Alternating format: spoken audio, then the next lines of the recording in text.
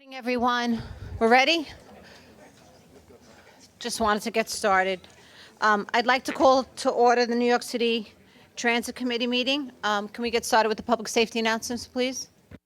Your safety is of the foremost importance to the MTA. Therefore, we ask that you listen and adhere to the following instructions. If you witness an emergency, notify emergency personnel in the room and call 911 immediately. Please follow any audible instructions provided through the public address system or visually on screens in the event of an emergency. If an alarm sounds, wait for a public address announcement and follow instructions. If told to go to another floor or to evacuate the building, leave all unessential items behind and use stairwell A just across the main hallway or stairwell B down the hallway past the elevators. If you have a mobility disability or cannot self-evacuate, please proceed to stairwell D or E for assistance by MTA staff or emergency personnel. An automated external defibrillator, AED, for use by trained personnel is in the main hallway just past the elevators. If you need assistance during an evacuation, please tell an MTA staff member or emergency personnel. Thank you and have a safe day. Thanks so much. Let's move to our public speakers, please. Good morning, Chair. We have 30 members of the public registered to speak today. As a reminder, we ask that all public speakers adhere to the MTA's rules of conduct and decorum, including speaking on topic. I would also like to remind our public speakers that in the interest of time and fairness to all, we limit everyone to 2 minutes. Please be aware that there will be a warning beep to remind you that you have 30 seconds to conclude your remarks.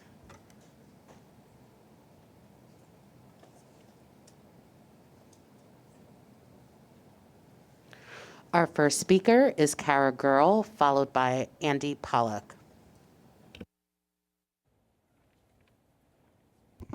Good morning. I'm Kara Girl, Planning and Advocacy Manager at the Permanent Citizens Advisory Committee to the MTA PCAC. First, we're excited to welcome New York City Transit Interim President Demetrius Critchlow and look forward to working together on behalf of riders. And we're deeply disappointed in Governor Hochul's decision to indefinitely pause congestion pricing. Riders around the region will suffer because of this mistake, but subway and bus riders will bear the brunt of the impact.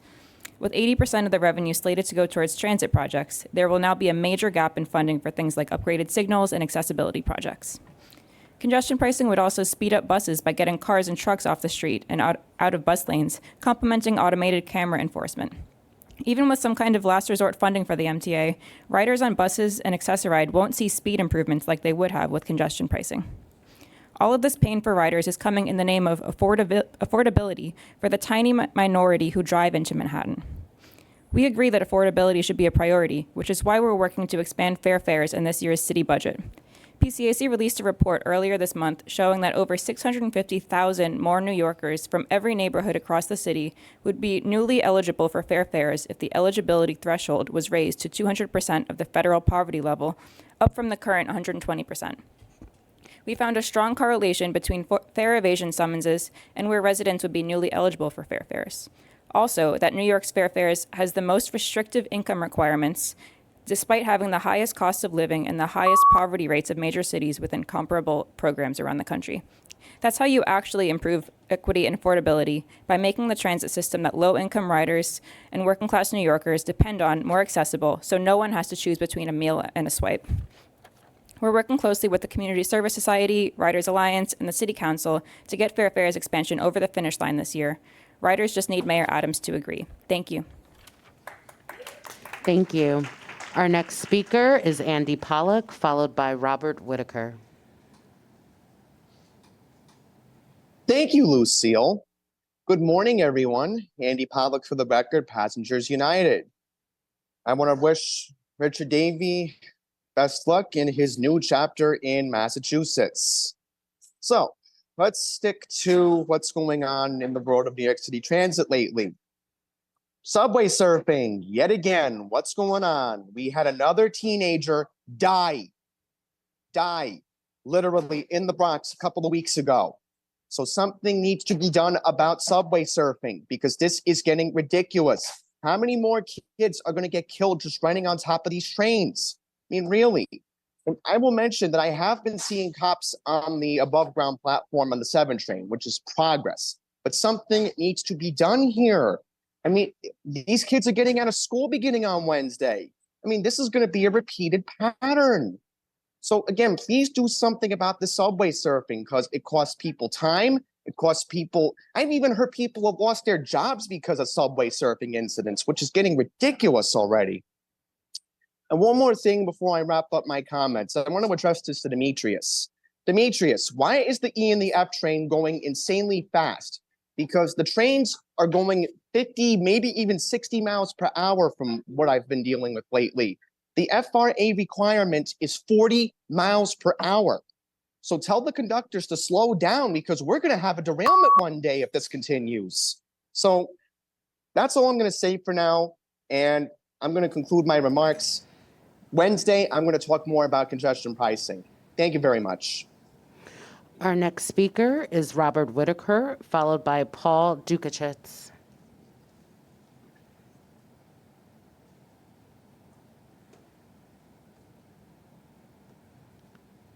Good morning. My name is Robert Whitaker. I'm a local 100 bus operator that lives and works out of the borough of Brooklyn. I'm here to discuss several outstanding issues here. Bus operator safety and the wildness that is now currently on all Brooklyn buses and probably all buses throughout the city of New York. You fail to protect your operators and also the public. We need to have more security and more stringent enforcement of laws on buses. Your bus operators are also not feeling safe inside the depot, from rogue managers to rogue dispatchers and all here. Where is the responsibility to the safety of your employees, which you guys are not doing? Workers' comp. This is what my workers' comp files is. So I'm also an injured worker, trying to get surgery to fix an injury when I had an injury on the job here. This is what it takes. This paperwork right here. This is what it takes. It's pages and pages long.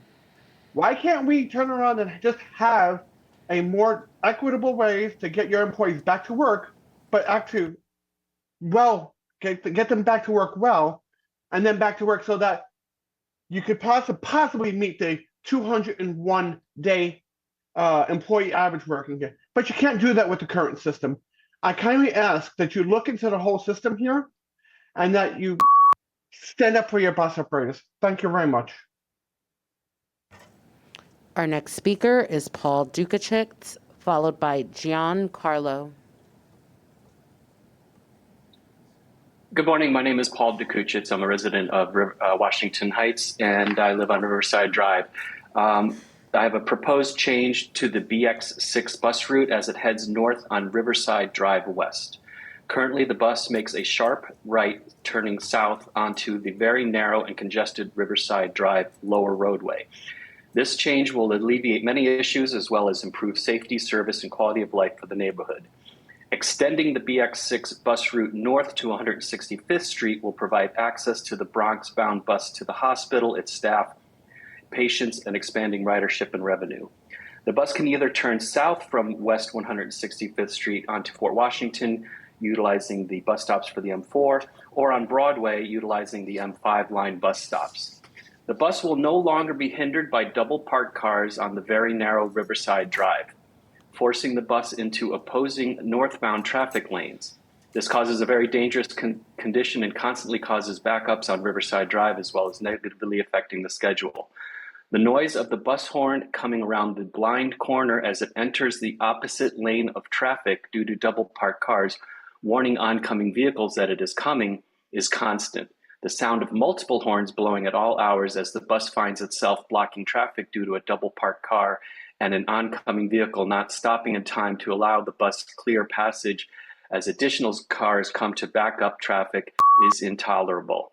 Currently, as a bus route, speed humps cannot be installed and cars go speeding up and down this stretch of roadway at all times, creating a dangerous situation. Safety and improvement to the on-time performance is much more likely when a bus is able to travel down an avenue designed to handle this type of vehicle rather than a large articulated bus trying to maneuver a narrow residential street, often requiring it to pull into oncoming traffic just to get through this area of the current route. Thank you for your time, and I'd like to find out how I can get this Thank you for your information to comment. additional resources. Our next speaker is John Carlo, followed by Joseph Morales.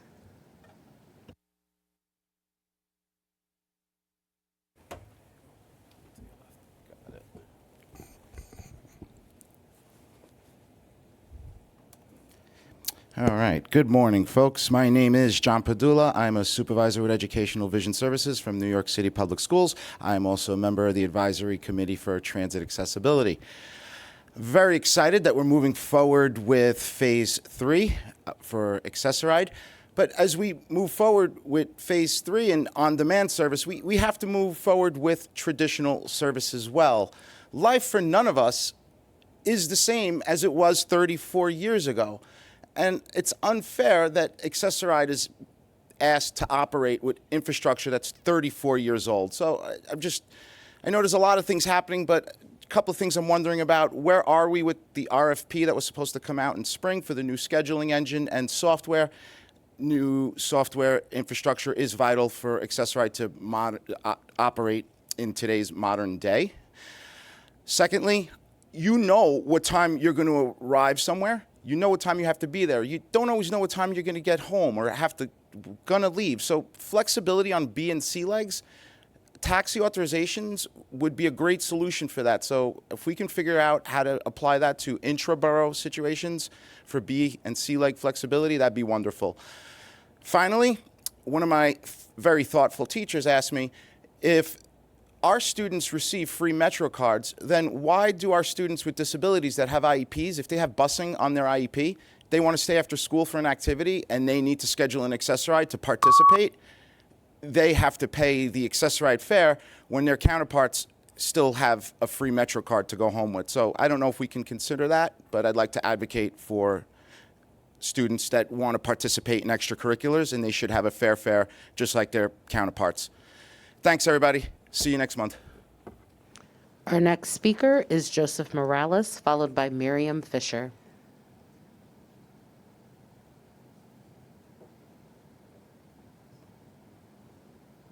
All right. Good morning, everyone. My name is Joseph Morales. To start this month, I saw the crime report.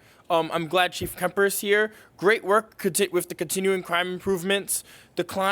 Not only are we continue to decline with subway crime, but we have nearly flat hate crime stats, believe it or not, between this year and last year, despite everything that's been going on overseas and what's come with that. So great work by the NYPD keeping us safe below ground. All these initiatives should continue, and I still wish that the NYPD Transit Bureau could have something kind of like school safety does, where you have constant police presence in all stations. Because like David Mack said during the LIRR Metro North Committee meeting, there is no deterrent better than a uniform.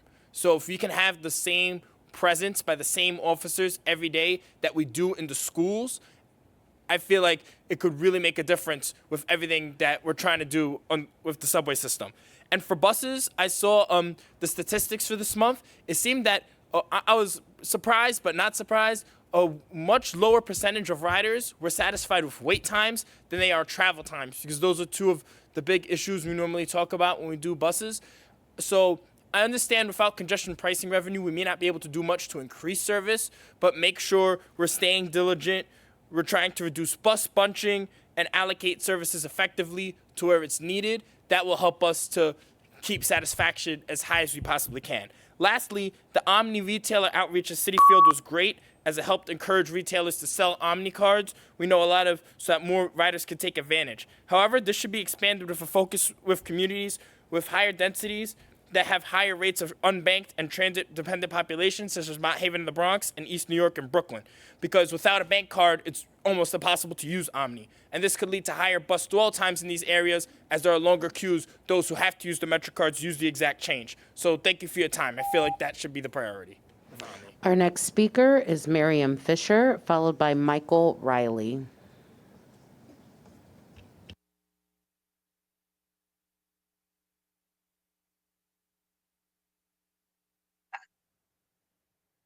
Good morning. Am I unmuted?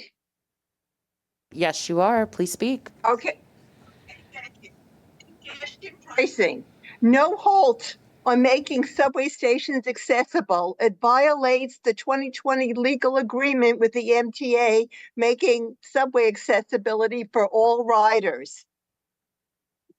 Please sign the elevator maintenance lawsuit to the MTA so that people with disabilities and no other choices don't get stranded. Demetrius Critchlow, our current interim MTA president, previously testified that 88% of elevators are in service. That means 12% are out and most are privately owned.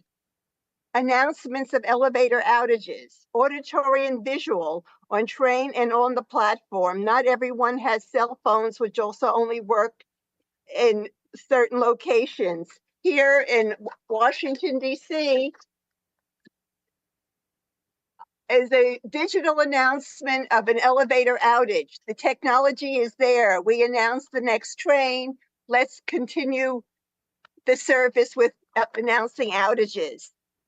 Benches removed in stations where homeless congregate. They're needed by people who are pregnant, seniors, bad backs, knees. Here is, I don't know how visitable it is a leaning bench. That helps nobody. We need to sit for everybody's comfort and for their physical needs. And more bathrooms, more accessible bathrooms, signage, as Borough President Mark Levine has indicated. Thank so you for your people know where they comment. are. Our Thank you. next speaker is Michael Riley, followed by Michael Ring. Hi, everyone, and thank you for this opportunity to share my thoughts.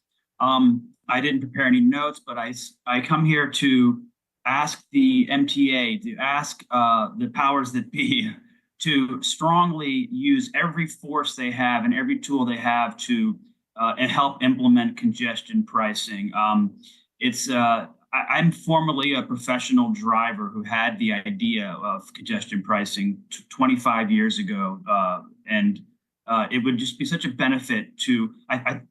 My message is this: that the sale of the congestion pricing, the selling of it, the advertising of it to the public, the messaging to the public hasn't been thorough and effective. That it will benefit drivers who choose to drive by paying a modest toll. I own a car. I also drive. I also bike. I also ride the subway and the buses, and I walk.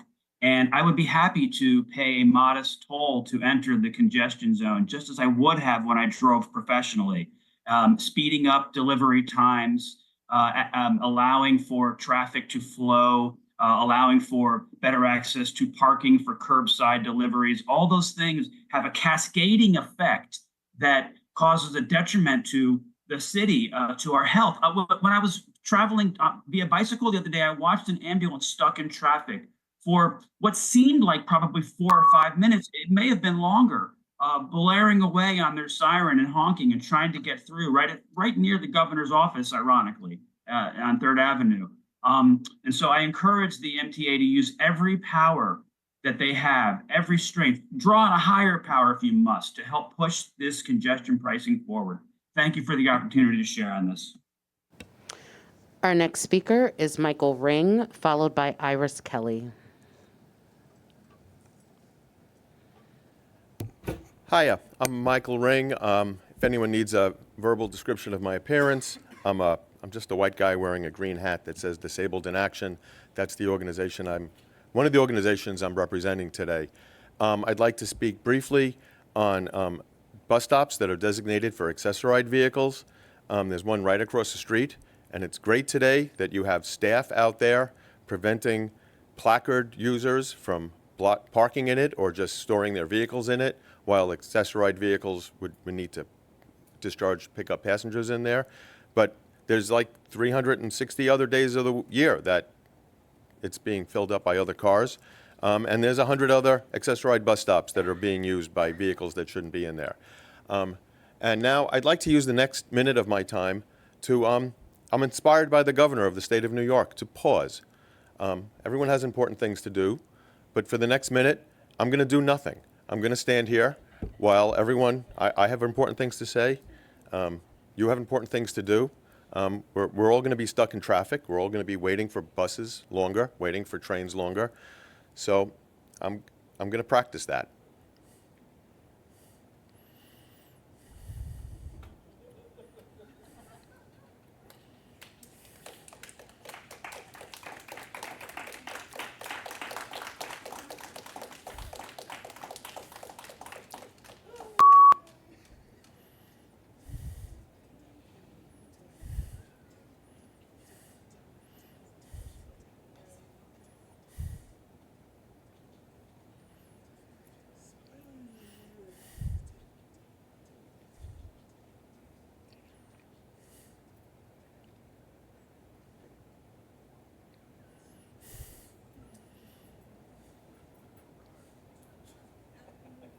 Thank you.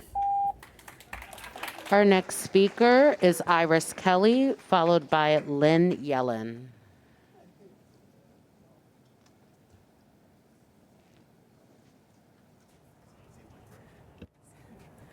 Yes, I believe that there should be a way to help with accessible, be able to change the time, especially if we let out early in our jobs. Things have changed, and we need to have changed our timing instead of having to have to wait around for our ride to go home.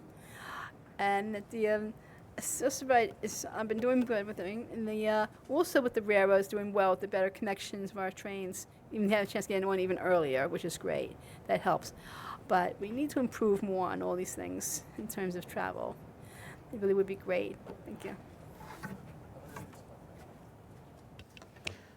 Our next speaker is Lynn Yellen, followed by Ian Matthews.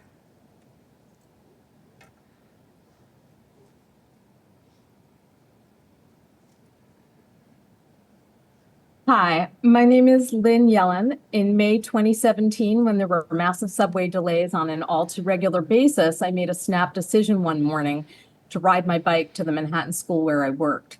That evening, in rush hour traffic, I had a crash and broke my wrist, ending my bike commuting on the day it began. My partner, an avid cyclist and lifelong New Yorker, rides for both pleasure and daily transit. He has been doored, knocked from his bike by a driver who opened his door without looking, and has faced hazardous conditions on crowded streets regularly. I worry for his safety all the time. We have been to many vigils for riders killed by cars. In October 2022, we attended one for a beloved former student of mine, Kayla Santiago. That was a devastating loss. My partner and I are in our 60s, and we plan to age in place in the city. We have never owned a car, and we rely on subways. We are both active in efforts to make New York City more livable. Safer streets, cleaner air, and better transit matter to us and all the people who live here. My mother-in-law, another lifelong New Yorker, no longer uses the subway because too few stations have elevators. I have long COVID, and while I remain active, I am more sensitive to poor air quality and heat than I used to be. This is true for many New Yorkers, especially those who already suffer from asthma. The folks we know who drive can afford to pay the fee for congestion pricing. We hope instead that they'll go back to using public transit, as many of them did before the pandemic. We deserve to have access to safe streets and public transit that meets our needs. Congestion pricing is overdue, and Governor Hochul must listen to the millions of riders who depend on public transit. With investments in transit and faster times for buses on less congested streets, we can all live better lives, ensuring that folks with disabilities can get around the city and all of us can breathe more easily. Thank you so much. Our next speaker is Ian Matthews, followed by Charlton D'Souza. All right, can you hear me? Yes, we can. Please begin. All right, good morning. My name is Ian Matthews. I'm here to speak about the service on the BX28 and BX38 bus routes. Lately, the buses in the morning rush are severely overcrowded going toward Norwood, and I feel like articulated buses are needed on the 28 at least. I don't know if the 38 is possible, as they're extremely packed and very unsafe. It's been like this since the Bronx bus redesign when the 30 was cut back to Pelham Parkway. Another thing is the Q50 bus, which runs from Pelham Bay to Flushing, should go to Co-op City all day, not just rush hours only, as it's very hard to travel from the Bronx to Queens with buses, as I would have to take 3 buses to do so. Also, I'm impressed that crime is improving on the subway, but more needs to be done as I'm seeing teens breaking into train cabs on the F line and subway surfing on like the 7 line. Every day there's subway surfers, and yeah. All right, that's all I have to say. Thank you. Our next speaker is Charlton D'Souza, followed by Kathleen Collins. Good morning, everyone. My name is Charlton D'Souza. I'm the president of Passengers United. So, our board met yesterday, and we've decided that we are not going to be supporting the Queens bus redesign the way it's being implemented. And we feel that the public hearing that is planned for July 24th should be postponed. And we also feel that more time is needed for the current plan for more opportunities for people to speak, and it should be extended till November. And personally, I feel that what you guys are doing, you guys are steamrolling this plan and dumping this plan in our communities. And you guys are not gonna, you guys need to have another report released, and the community needs to have at least 4 months so that we have time to digest, to look at all of this stuff. Now, in terms of congestion pricing, as you all know, Passengers United does not support congestion pricing. So I have something that I want to say to all these so-called advocates that are here. Why don't we ban Uber and Lyft, right? If we want to eliminate congestion in our city, right? And why don't we make everybody get on the bus and subway, right? That would be a real congestion pricing plan. How come Uber and Lyft is they don't have to pay as much as the other vehicles? I don't think that's fair. First of all, we shouldn't be, taxing middle class families and poor people and city workers on congestion pricing. That's why we didn't support it, because all congestion pricing is going to do is it's going to shift the pollution to the South Bronx, to other underlying areas of the city, and that's not a plan. What is a plan? A plan is to have subway stations funded by corporations, having a tax where corporations pay into that, like, Amazon. That's how you get money for the MTA. So we're going to keep at this, guys, so that's it. That's all I got to say. Our next speaker is Kathleen Collins, followed by Jason Anthony. Good morning, everyone. My name is Kathleen Collins, and I'm on the Board of Disabled in Action. I noticed in the agenda an item, New York City Transit Procurements, which refers to the renewal of several broker paratransit contracts. Those are with CTG, Arrow, Islander, and Century. These contracts are planned to be extended for 2 years. I respectfully submit that these contracts should only be extended for 1 year. This way it gives the MTA greater control over these contracts and to determine better whether they are actually providing the services that they say they are providing. I'm on the demand pilot program, and today I purposely took Accessoride because I've been advocating since 2019 for seatbelts and shoulder belts.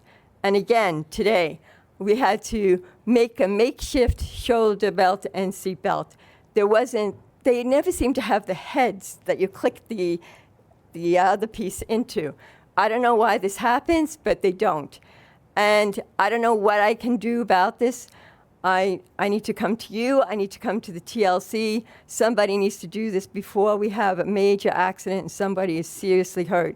I don't understand why, especially Accessoride, does not have these seatbelts and shoulder belts for disabled people who use wheelchairs. I mean, it's obvious we need them. So I respectfully submit that we need to do something about that. Also, I just wanted to talk about the financial performance report. It states on page 9 that there was an excess of expense overrun, and one of the expenses was about the professional service contracts. I just submit that if you settle the elevator maintenance case, that will reduce your costs. Finally, we need funding for accessibility regardless of what happens with congestion pricing. Thank you. Thank you. Our next speaker is Jason Anthony, followed by Christopher Greif. Good morning, everybody. A special good morning to Demetrius in his new role. Congratulations. And Good morning, everybody. Jason Anthony from the Long Island Railroad 88 Task Force on the Monday after his 38th birthday. I'm gonna say this. It's gonna be almost 2 weeks since the governor of the state of New York, Kathleen Hochul Courtney, did the 180 on congestion pricing. It's gonna have a long-lasting effect not only on the state of New York, but nationwide. I'm a long-time subway user for almost 31 years out of my 38. I don't own a car, therefore, I've been using public transportation my entire life. Congestion pricing is needed more than ever. Here's why. The R46 car fleet is older than myself. It needs to go. We need more elevators, ramps, LED lighting, and everything else. We need more rolling stock. We need everything to get to the 21st century subway system. It's going to be 120 years old in October. So with this said, we need to contact every single elected official that we could think of. So with this in mind, I'll see you guys later. Our next speaker is Christopher Greif, followed by Jesse Figueroa.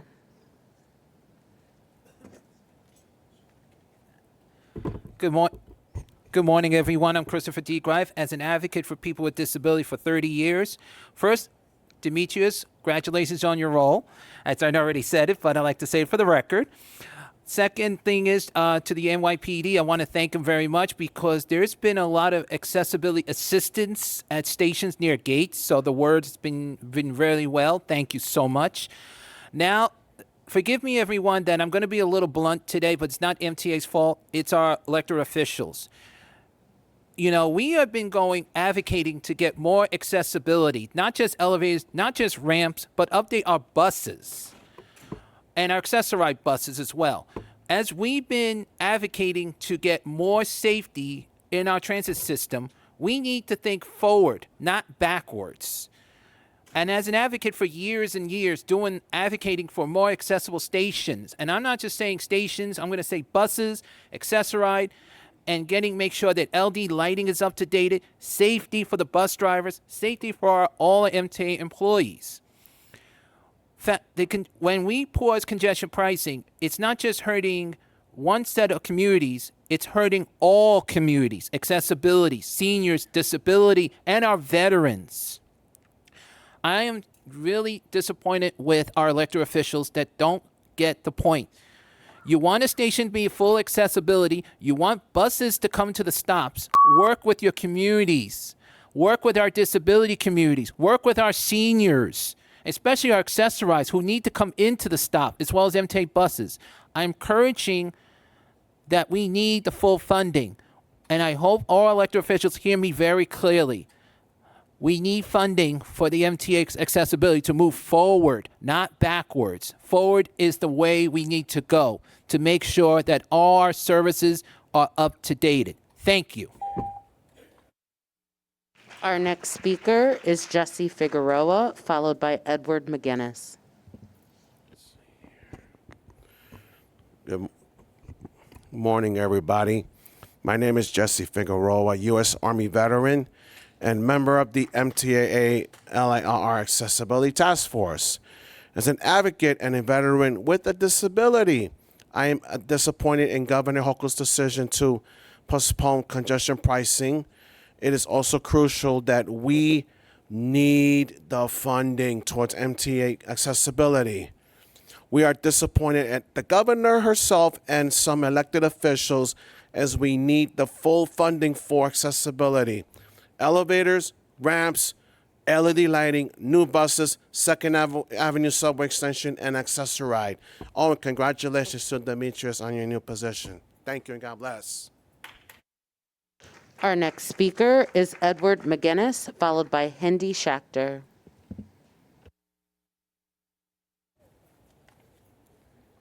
Hello, good morning, everybody. I am Edward McGinnis. I'm a semi-retired architect. I live in the Forest Hills Gardens, and my issue is having elevators put onto the Forest Hills Railroad Station. There are ways to do it other than what the MTA had proposed a year or two ago at much lesser cost.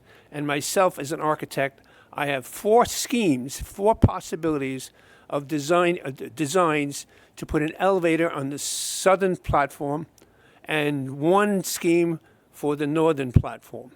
These elevators would be by far cheaper than demolishing the existing ramps and replacing those ramps with new ones that make it more difficult for a handicapped person to ascend the station. I have spoken to MTA, Nick Fasano, and the Forest Hills Gardens Corporation, who has ultimate control over what the MTA can do because they own the streets. I was a member of the Forest Hills Gardens Architectural Committee, and I resigned because of this issue. I have joined Achilles International, an organization of disabled persons that have actually volunteered to demonstrate to get elevators put into the station.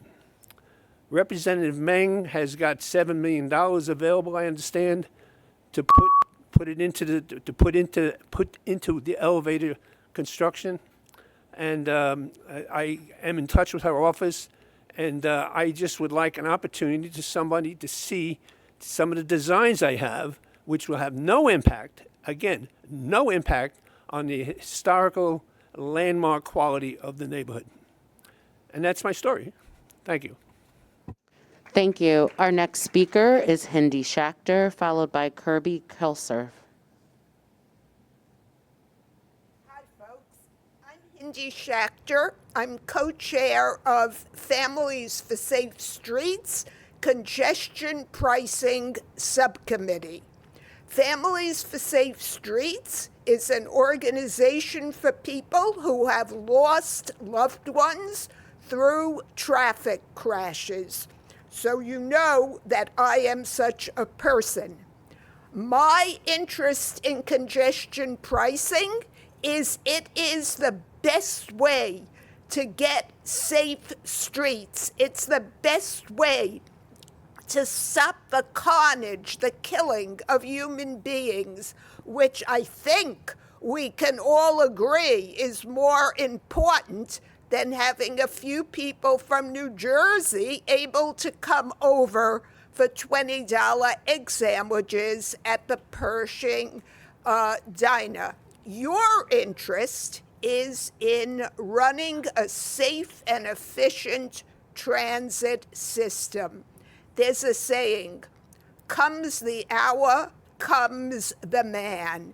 In our day, it's comes the hour, comes men and women and non-binary people. And all people working together have an opportunity to give us congestion pricing. You are the last hope to have safe streets and efficient, safe transit. I only hope all of you are brave, all of you are smart and intelligent, and you can do what you've been placed here to do. You can be the wall that gives us what we as a community need. Thank you for your Good comment. luck. Our next speaker is Kirby Kelsers, followed by Murray Bowden.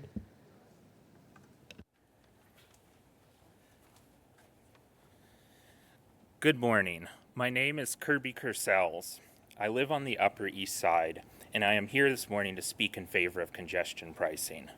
Congestion pricing will have many positive benefits for New York City and the surrounding metro area. Cleaner air, new electric buses and subway cars, upgraded subway signals, and safer streets. These benefits alone would more than justify its existence. But that is not all that congestion pricing will offer. My partner, the love of my life, is disabled and depends on elevators to access the subway.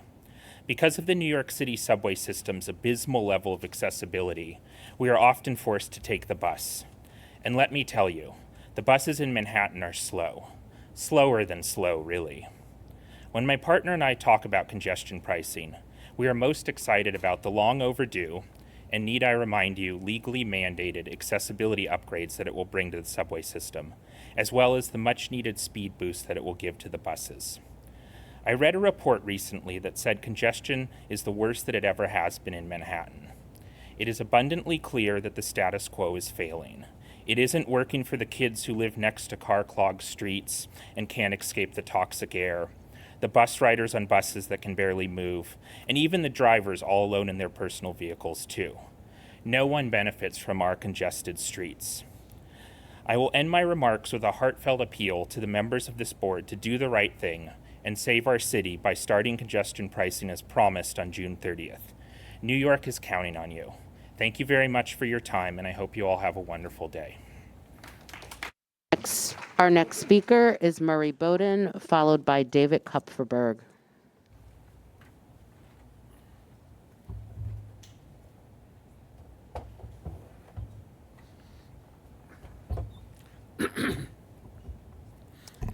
At the Railroad Committee meetings this morning, Chief Mueller described a new way of dealing with fare evasion. Fare evasion, not paying for the fares. Instead of asking if they had the money, he said, off the train, we'll deal with this outside the visit. That's a new concept.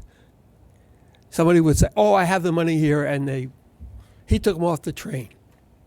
Changed the way we think. The Federal Highway Administration changed the rules for the manual uniform traffic control devices. They said, you are a local agency, you know what's best for your city, show us that it's proper and legal, and do it. New York City is at the mercy of New York State DOT, which uses outdated lines, and you're stuck with your buses going slower than they have to. Arrows on a Kosciuszko Bridge point up the direction you're going to. New York City, they don't give you that information. The lines are 50 years old. You, the city of New York, can take control of the streets, put in lines and signs that make sense, put in uniform arrows where you're pointed in the direction you're going in, and change it. All you have to do is ask. You're not at the mercy of that old manual. You can design streets that work for drivers and buses. The faster you get your buses going, the more people will use them. Chief Mueller changed the thinking of how to deal with fare evasion. Your responsibility is to change the thinking of how you use your streets and how you use your signs. Thank you. Our next speaker is David Kupferberg, followed by Graham Bashai.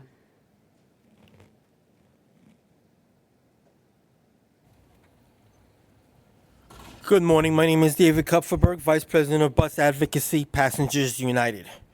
One of the goals of the bus network redesign should be to make more service convenient by decreasing passenger travel time.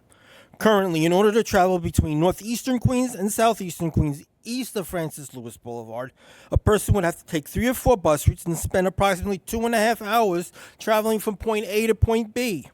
In the Queens Bus Network Redesign new draft plan, there was a proposal that would have made service more convenient by reducing transfers and decreasing passenger travel time between the two areas by at least 50%. The Q78.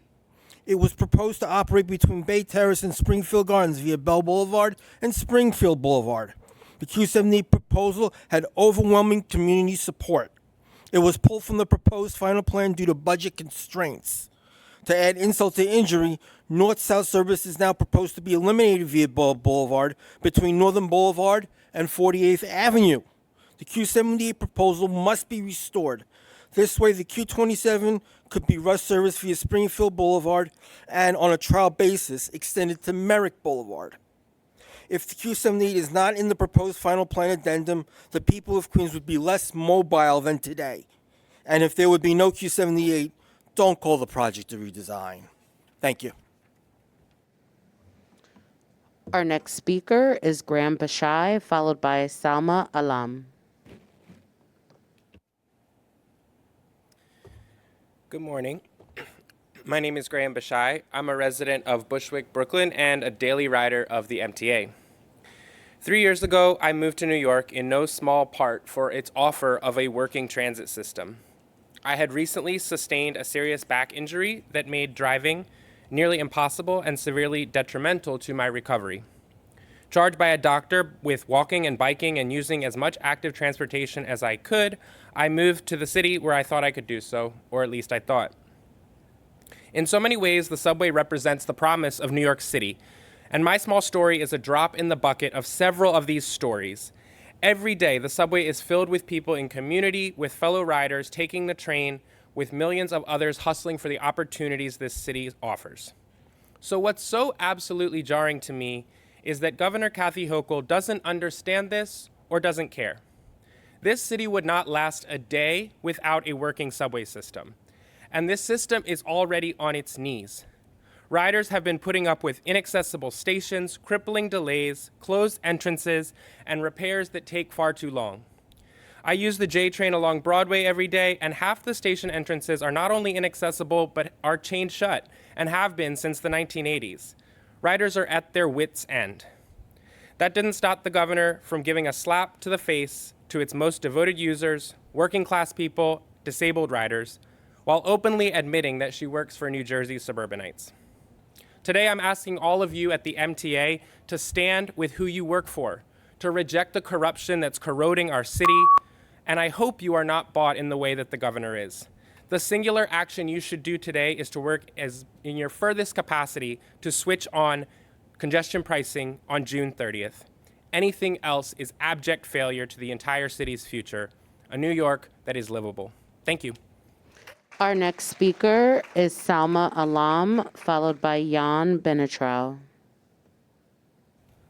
Hello, everyone. My name is Salma, and I'm here today with Riders Alliance to speak about the importance of congestion pricing. I live in Staten Island. I ride the bus. I take the ferry. I take the buses into Bay Ridge, and I also take the express buses, which, as many of you know, cost $7. Anytime I leave my house, I have to account for at least 90 minutes to commute. The congestion pricing in Manhattan, can add 30 to 60 minutes to my commute. And so to save time, I usually have to connect to the subway. I'm 26 years old, and this journey can sometimes take a toll on my body. I can only imagine what our elderly community experiences, what our disabled community experiences, and the majority of us are likely to be disabled at some point in our lives. So this is our struggle, and we should all care for congestion pricing and making sure that we have a transit system that is accessible. Accessibility is not a negotiable. This is the richest city in the world. It is appalling that our transit system does not work for so many of us. Congestion pricing is truly a matter of life or death, and the millions of New Yorkers who commute every day cannot wait any longer to have the transit system that we need. Our transit system must work for the most vulnerable people in our community. Anything short of that is unacceptable and, quite frankly, discriminatory. We urge you all to do everything that you can to make sure that congestion pricing goes through as planned on the 30th. We demand congestion pricing now. It is past due. Thank you. Our next speaker is Jan Benetrau, followed by Joe Rappaport.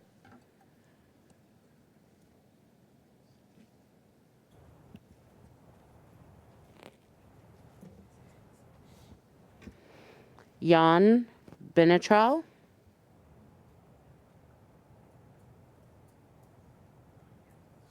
Okay, we're moving to Joe Rappaport, followed by Pedro Velez Rivera.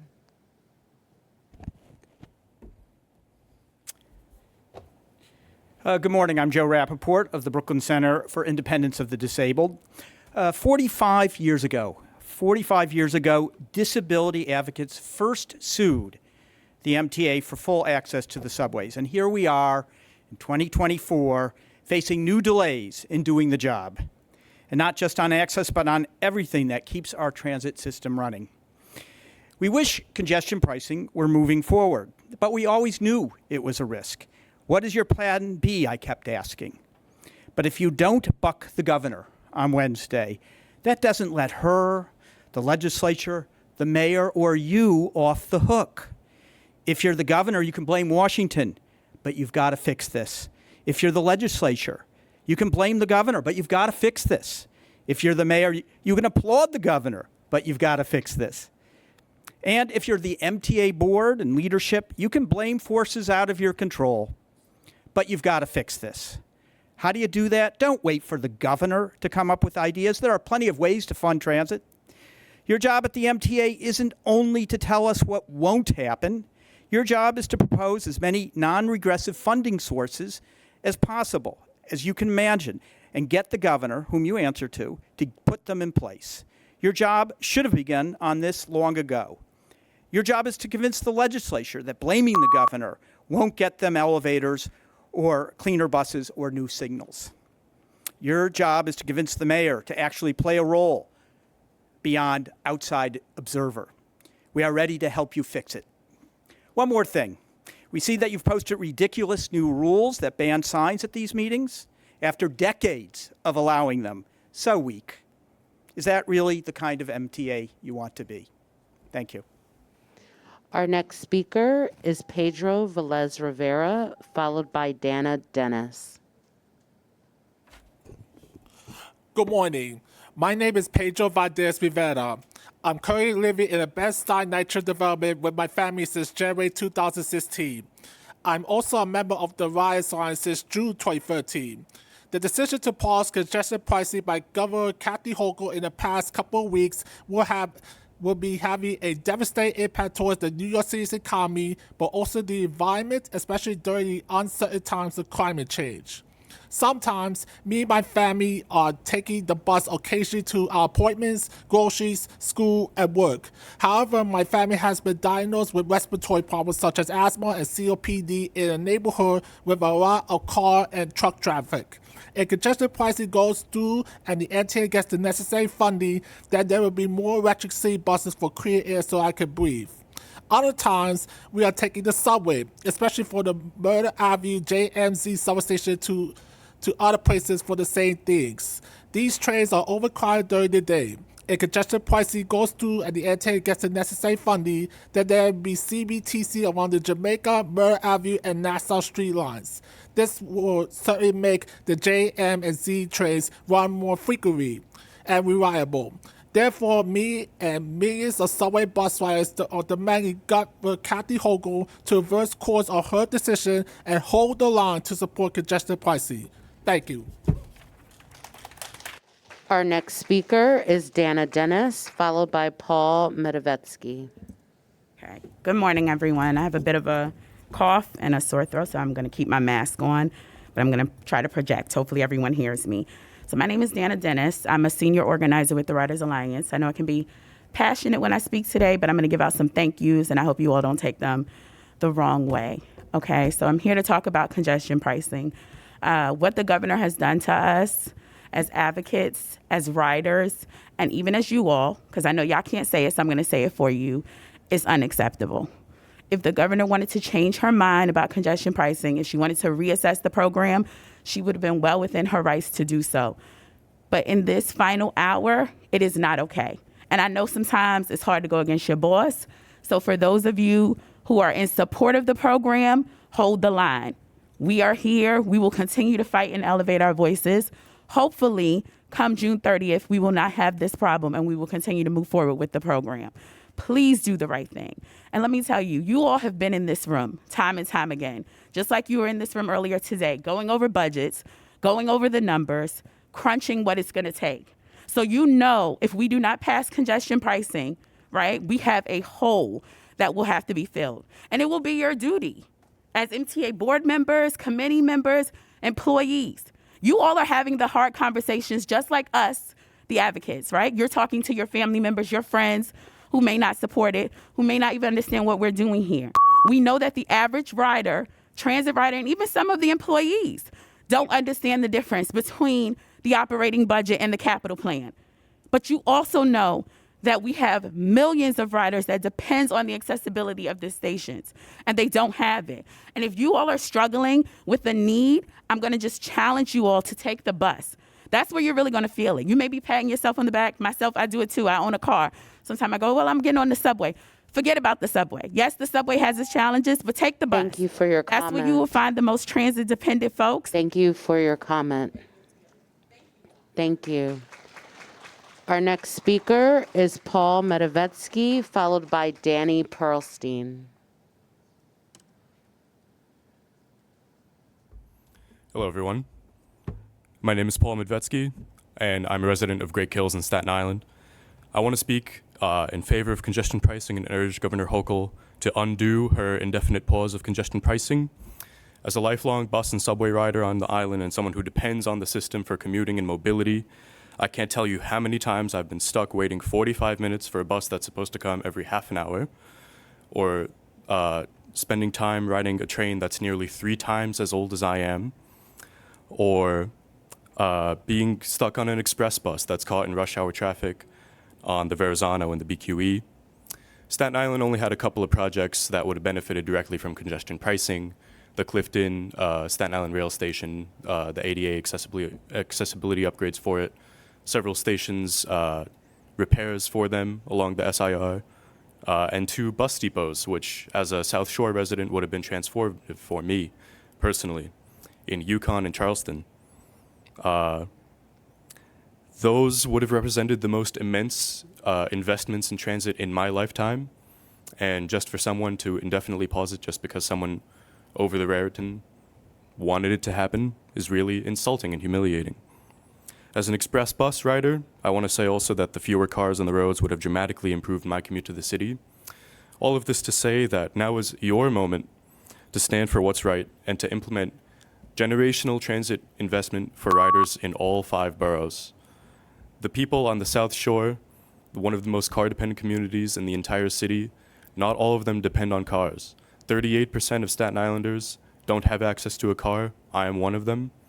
I urge you to make the right decision, implement congestion pricing on June 30th. Thank you very much.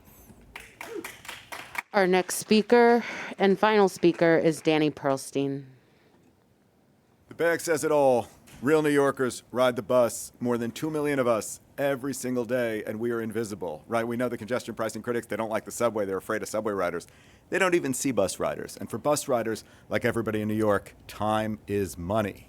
We know the MTA obviously is losing a tremendous amount of money to slow bus service. The Citizens Budget Commission estimates it at $268 million a year.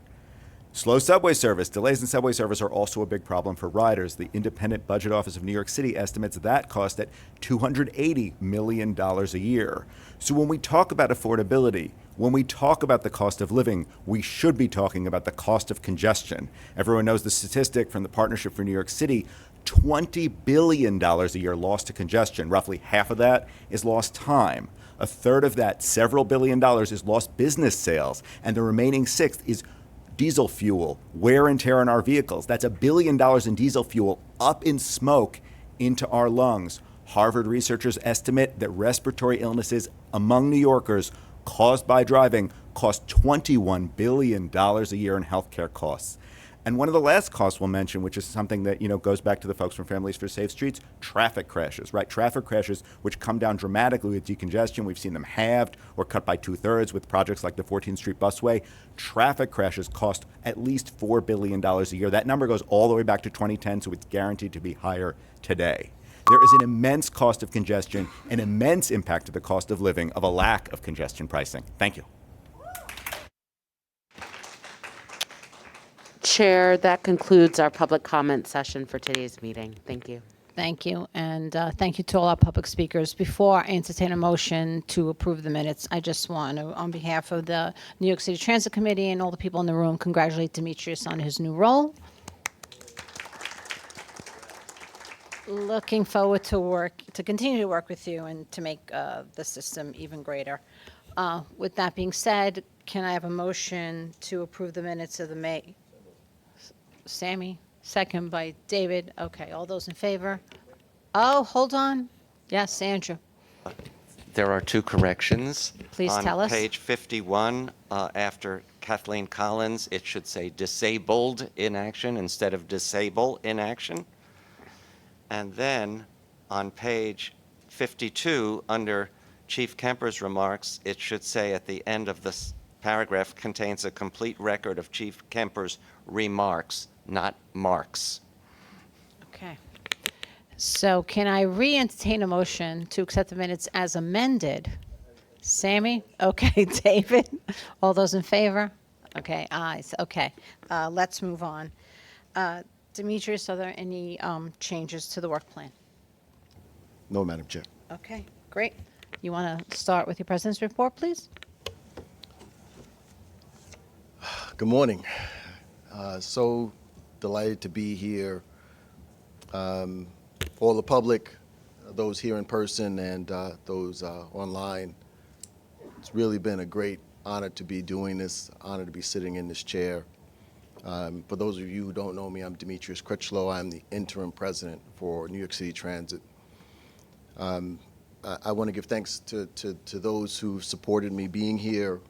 Chairman Lieber, who's shown amazing leadership in his role.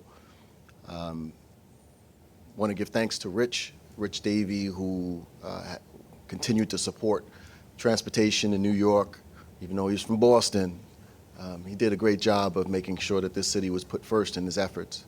And we definitely will miss his leadership, his steady hand, and his sense of humor, which sometimes came at the wrong time. But he still had a great sense of humor. So just want to congratulate him on his role and look forward to seeing his success in the future over there. Before I start my report, I wanted to introduce Lisa Schreibman. Lisa will be taking over as the acting senior vice president of Subways.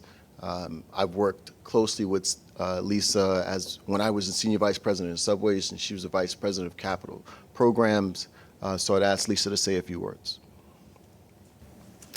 Good morning, all. I want to thank Demetrius for having confidence in me to take on this role. It is a great honor to serve the city of New York and all of its riders and the 4 million people who are regularly on our subway network. I also want to take the opportunity to recognize the speed team that recently received a certificate of merit from the Heavy Rail Safety Committee of APTA on their work to increase speed safely in our system. And with that, I'll hand it back over to Demetrius. Thanks, Lisa.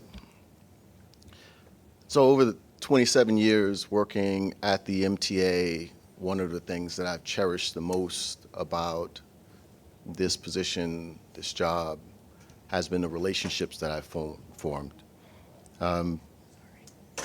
There are no stronger advocates for transportation than the ones that you see walk through this door, whether it be the MTA board members, committee members, the advocates, community members, transportation advocates, everyone fighting for the same thing, to give the best transportation service that we can for the best city. And you know, that can't be understated, the real impact that the folks in this room, that come into this room, make on the city of New York. So since this is my first committee in this role, I'm going to spend a little bit of time just talking about myself. I promise it's the one time I'm going to do it. So 27 years, you know that I'm here at New York City Transit, but prior to that, I started my career at the MTA Long Island Railroad back in 1997 as an assistant signalman.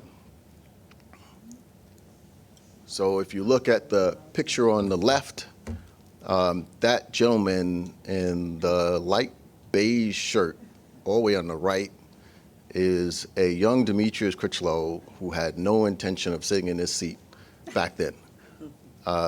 This was a tower operator class back in probably 2000, and in front of the infamous PD Tower out in Patchogue. That tower is as old school as it comes. From, back then we actually used to give actual train orders, to handwritten train orders to move trains, authorized trains to move. But that tells you from where we've come, and in a little bit I'll talk about where we need to go. Eventually I was promoted from a top block operator to tower operator, is the equivalent position here at New York City Transit. I've moved up the ranks to supervision, to management, had the privilege of working with the chairman, CEO, then Lee Sander, whose focus was on customer service and directly engaging with our employees, had a huge impact in making sure that employees and our operations were first and foremost in our operations. My father, who was a picture of him in the top right, was a car inspector. So while I was on the Long Island Railroad side of things, he was at Transit. He always had hope for me to come over to Transit, and that happened when I became a deputy line manager for the L line at the time. We celebrated. When I tell you he was so thrilled to have me come over to New York City Transit. And he continued to watch as I progressed, going to chief officer of field operations, chief officer of the Rail Control Center, vice president of Staten Island Railway, executive operations officer for New York City Transit, senior vice president of subways. He's watched as I progressed, and with every step has been proud of me. That solidified 3 generations of leaders, three generations of transit service. So transit is in my blood. I'm a lifelong New Yorker, and I love being in New York. I love the ability that we get to make a difference in what people see, the difference in the people what feel, and we can personally have an impact on every individual rider by what we do every day. It is a huge, huge task, but an amazing responsibility to take on. So it's clear the top 2 things for customers and our employees remains pretty consistent. The first one is safety, and the second one is service. You can do a lot of good, but it's my belief that if you focus on these 2 aspects, you will make a huge difference in what our customers and what our employees feel. It's hard work, right? It's not easy. If you target just these things, there is no big silver bullet that can improve it in a day. It is a multitude of small things that make a difference in moving the needle. It's continued efforts. It's continued pushing. There are no 2 stations that are alike, no 2 train lines that are alike, no 2 bus lines that are alike. Every station, every community is different. So you have to be varied in your attack on every single issue, because it is not the same. There is no paintbrush that you could use to cover every circumstance, but you can make meaningful difference if you target small issues, each one differently. Our partnership with law enforcement, social services, and others will be critical in enhancing our safety. And our internal collaboration will strengthen so that we can improve the service where feasible. So our employees will always be top of mind to me. There's no greater priority at New York City Transit than the safety of our operations. Employees deserve to come to work in a safe location, comfortable workplace. I firmly believe that an upgraded facility is a safer facility. Safe systems for employees enhance the service experience of our customers. When people come to work and they're satisfied with the work with their facilities, they're happy about the locations that they come to at work, they provide better service for our customers. That's a benefit to our customers. So this is one way that we show employees that we care about them. Our continued efforts to make sure that the locations that they come to are in good repair. Because the system is 100 years old, doesn't mean that the equipment and tools that they use need to be 100 years old. Giving people the proper tools that they need to do the job, the proper equipment to be able to operate the system is paramount, and be able to provide our employees with the ability to do their jobs. We want to make sure that they get the training that they need to be great at their jobs. We want our customers to come to work and return home in the same way that they came in, which means providing them a safe environment to be able to come to work. Also taking a moment, that's all it takes, one moment to express appreciation when it's due. Last week we had extreme temperatures. Everyone knows that it was hot. Our teams had to still deliver. These are the moments we don't just let go by. We have to acknowledge and say, thank you to all those who played a role, those who gave up on their comforts, gave up on the ability for them to be home with their families, the comforts of their life, to be able to promote transportation and to provide comfort for our riders. That's significant. We also want to continue to work collaboratively with Chief Kemper and NYPD. This partnership is essential. We need to sustain the positive momentum on reducing crime and keeping our customers and employees safe. Deploying additional resources and innovative solutions to improve safety, like brighter stations, pathways for our customers and employees, and safely report issues is important. We will continue our efforts on station renovations, replacing lighting, stairwell treads, handrails, and other equipment to keep the public safe. It's not just one effort. It's not just one initiative.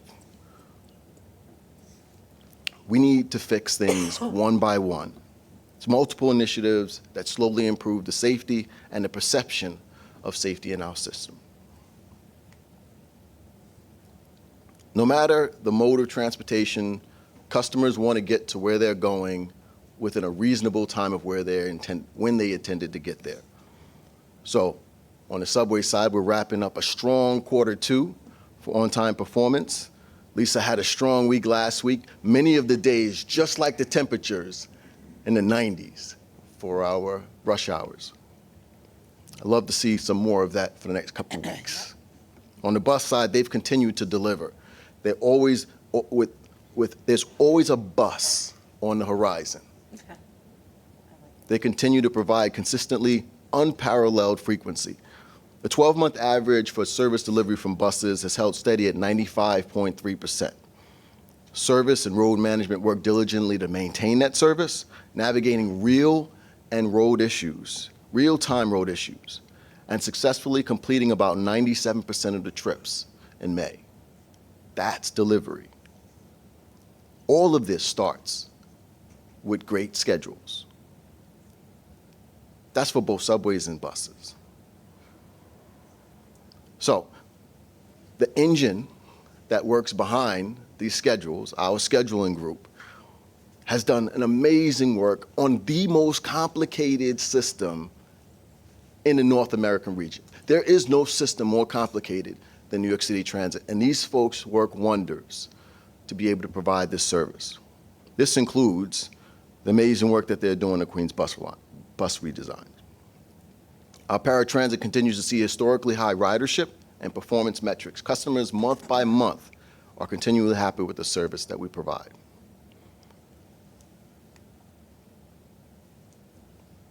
So I know I've taken this position at a difficult time, an interesting time. This week we start the 24/7 shutdown of the G line. We'll be hearing a little bit more about that from Hugo Zamora, the person to the left and over at the podium here. But we need to look at initiatives like this to make sure that we're providing upon those commitments that we've given. Great customer service, great service for our customers. As we continue to make critical upgrades to our system, we want to ensure that the customer experience remains world-class. Our team is ready to the task. They all have the same objective in hand, and we want to make sure that our customers are clearly informed of what we're going to do. I'm also excited about the Group Station Manager Office Hours program, which is an opportunity for our station folks to talk directly with customers, hear their experiences. We want your feedback, things that we could be doing for service, and their specific stations, what we could be doing for improvement.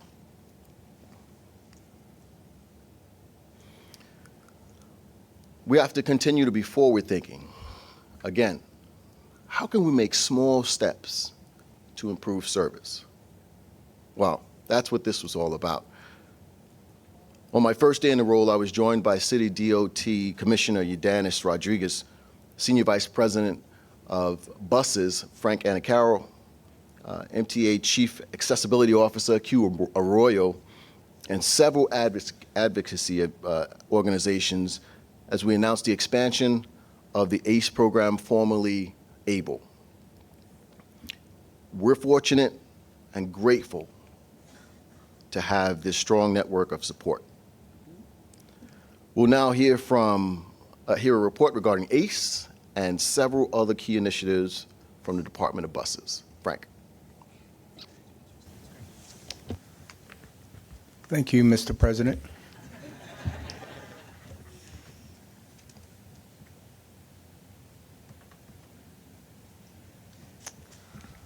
Okay, thanks again. So there's no question that bus riders are concerned about how slowly our buses move. We've heard it from many of our public speakers, and survey after survey, we have heard it from our customers who say there is a direct correlation between satisfaction and bus speeds, which in turn is service and performance. Our bus system is a critical lifeline for millions of daily customers in New York. The question is, how can we increase bus speeds in a city as big and as dense as this city? When you have a bus system as large as ours, carrying more people than the next three largest systems combined, that's not easy. So we have embarked on multiple strategies to increase bus speeds, and we're about to tell you about some of those. But first, I'm going to hand it over to Chris, who's the Vice President, as everybody knows, of Operations Planning, and he's going to give you an overview of our bus speeds and introduce some of these strategies. Thanks. Thank you, Frank.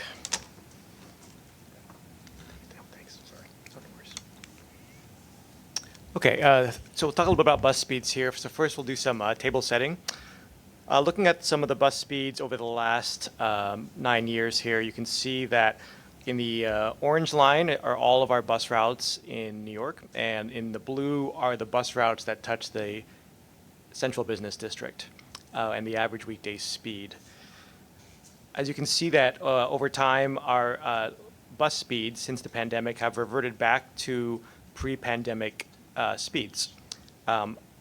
During the pandemic, we did see a boost of about 15% in bus speed for all routes across the city, and actually up to 30% for routes that were in the CBD, thanks to much of the reduced congestion during that time, as well as the lower ridership during that period, of course. So now here we are in 2024, and bus speeds have come back down to where they were in 2019. Now, what's also interesting to note, too, is not just the speed of the vehicles, but who's on the vehicles. Buses are very critical to equity in providing transportation, serving disproportionately lower income and minority New Yorkers. Pre-pandemic survey data showed that 61% of riders who use the bus have an annual, 36% of the riders have an annual income less than $50,000 per year. Buses are also very critical to the transportation options in New York City, as 98% of New Yorkers live within a quarter mile of a bus stop. So very important for our customers to get around the city. Another way to look at the bus speeds in New York is by the roadways.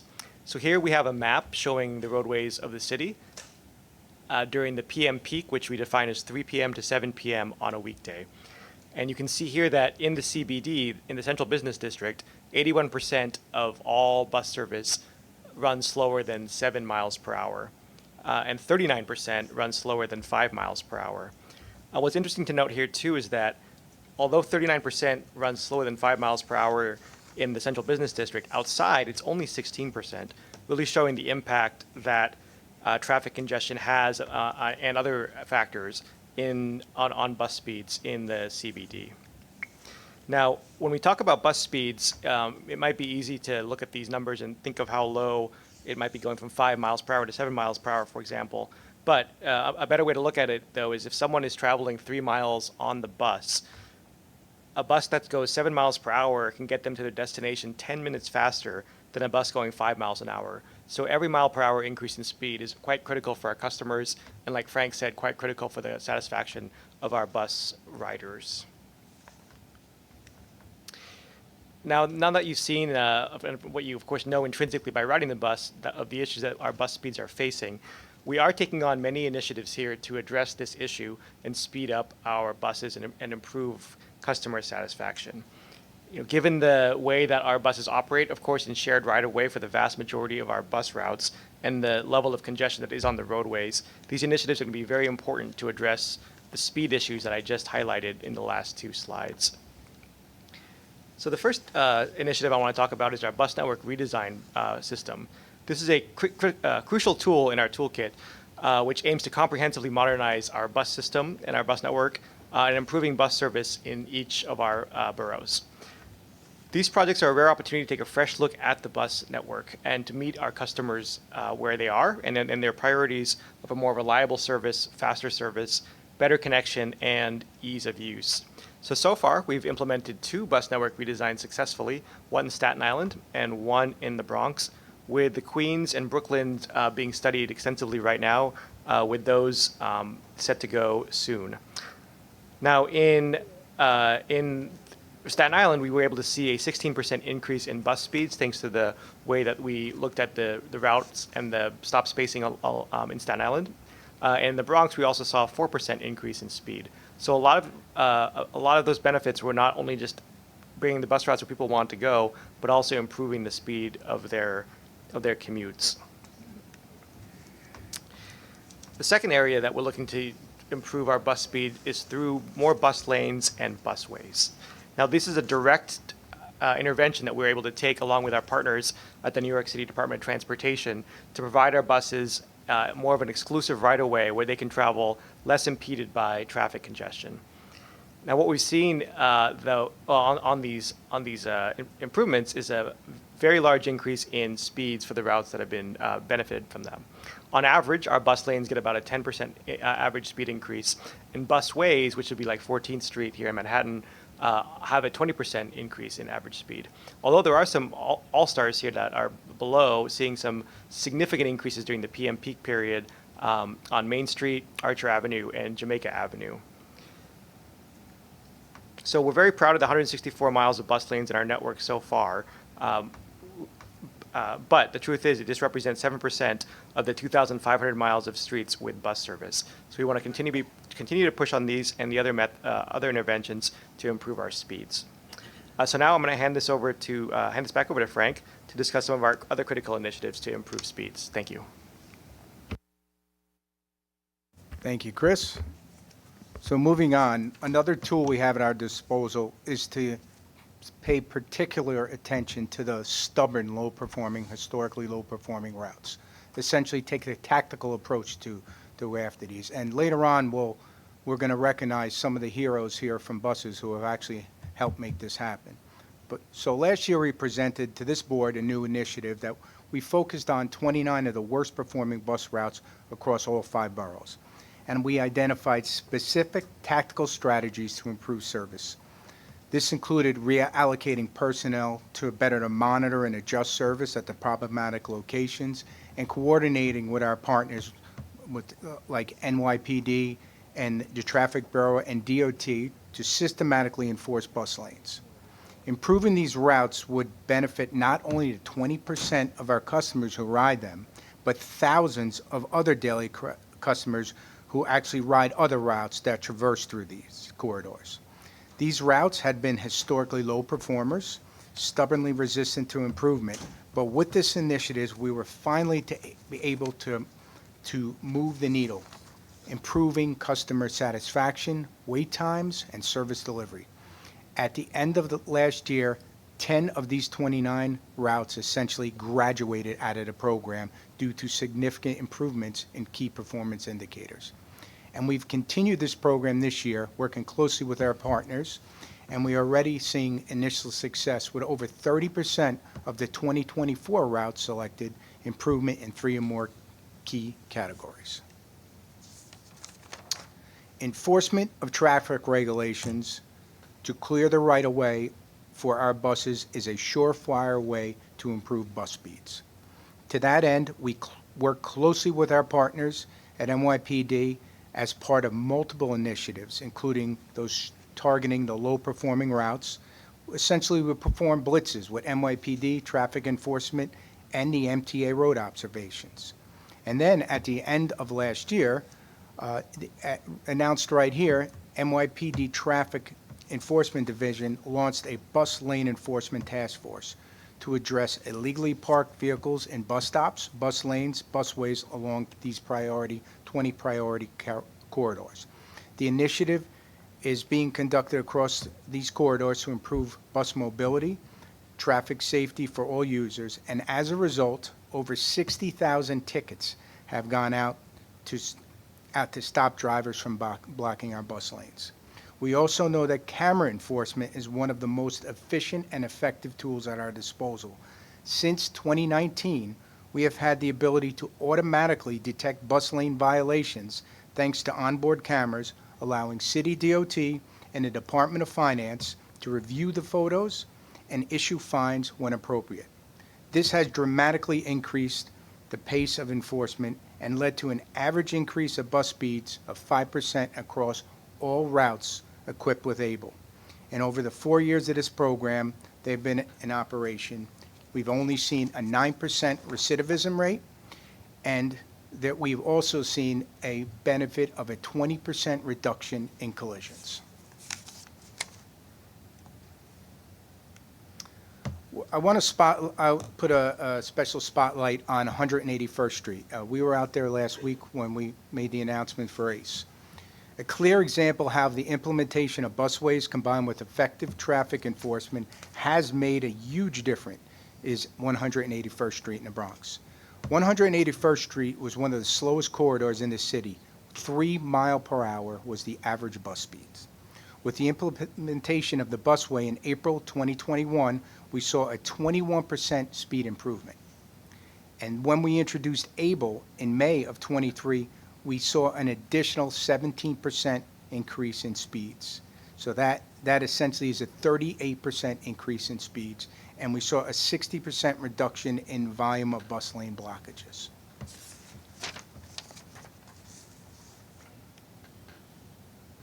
As mentioned just last week, in partnership with DOT, we launched another enforcement measure to build upon ABLE, ACE, Automated Camera Enforcement, which will be transformative. While ABLE could only detect vehicles that were blocking bus lanes, thanks to ACE, our cameras can now detect vehicles that illegally parked, double parked, or illegally parked in bus stops along the route, not just bus lanes themselves. So far, we have activated ACE on 14 routes, but we will be increasing dramatically in the next few weeks. This is a real game changer for speeds, safety, accessibility, and emissions.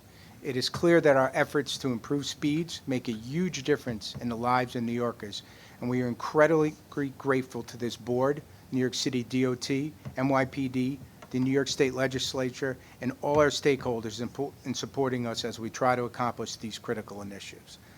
Thank you very much, and now I'm going to pass it back to President Critchlow. Thank you, Frank and Chris. There's one thing that always stands out to me when you hear any person from an operational organization is their commitment to improving upon performance. And as I said earlier, it takes a multitude of small changes in order to improve performance. But you can see those small changes that they've made over the last 6 months to a year, and some as recently as last week, continue to have a real impact on our customers and their ride. So that's what we hope to continue to do, to make improvements, small improvements, to be able to have a longer, larger impact for our customers long term. Now this week, the G line will receive some much needed tender affection, some love. And so to do that, we're going to shut it down in phases. To talk about that, I'm going to turn it over to C&D Deputy Chief Sean Fitzpatrick and our G-Train czar, Hugo Zamora. Thank you, President Critchlow. I'm Sean Fitzpatrick, Deputy Chief of Staff at MTA Construction and Development. Proud to be partnering with Hugo and the entire New York City Transit team for us to get this critical work done on the G and meet our customers' needs in the meantime as best as we can. So I'll start with just a few slides briefly describing the project, and from there I'll turn it over to Hugo to talk through the way in which customers in Queens and Brooklyn are going to be able to get around this summer while we're doing this work. So the G project was awarded in the end of 2022. It's going to replace the antiquated 1930s Franklin Roosevelt era signal system that's in place there with modern communication-based train control, fitting the same themes that you've talked about. We're going to be resulting in a safer, more reliable, faster G train for our customers. So I'll start with just a reminder of what communications-based train control is. The animation here reflects on the top our legacy signal system. It's a marvel of early 20th century engineering. It is the way that we get the vast majority of our 4 million customers plus around the subway system, but it's a marvel of early 20th century engineering. And so there are significant challenges and drawbacks to that system. You see trains occupy what are called fixed blocks of the right-of-way, and there's a buffer in place between trains to allow us to operate safely. That limits the amount of trains that we can have in a given section of track and in order to run it safely. With CBTC, the trains themselves are communicating directly with each other and with our central control system, meaning that we can run trains more quickly, more closely together, just as safely. And that's a great benefit. It also has a lot of knock-on effects that allow us to have less equipment actually on the right-of-way, making it easier for us to maintain and keep the system running in the long term.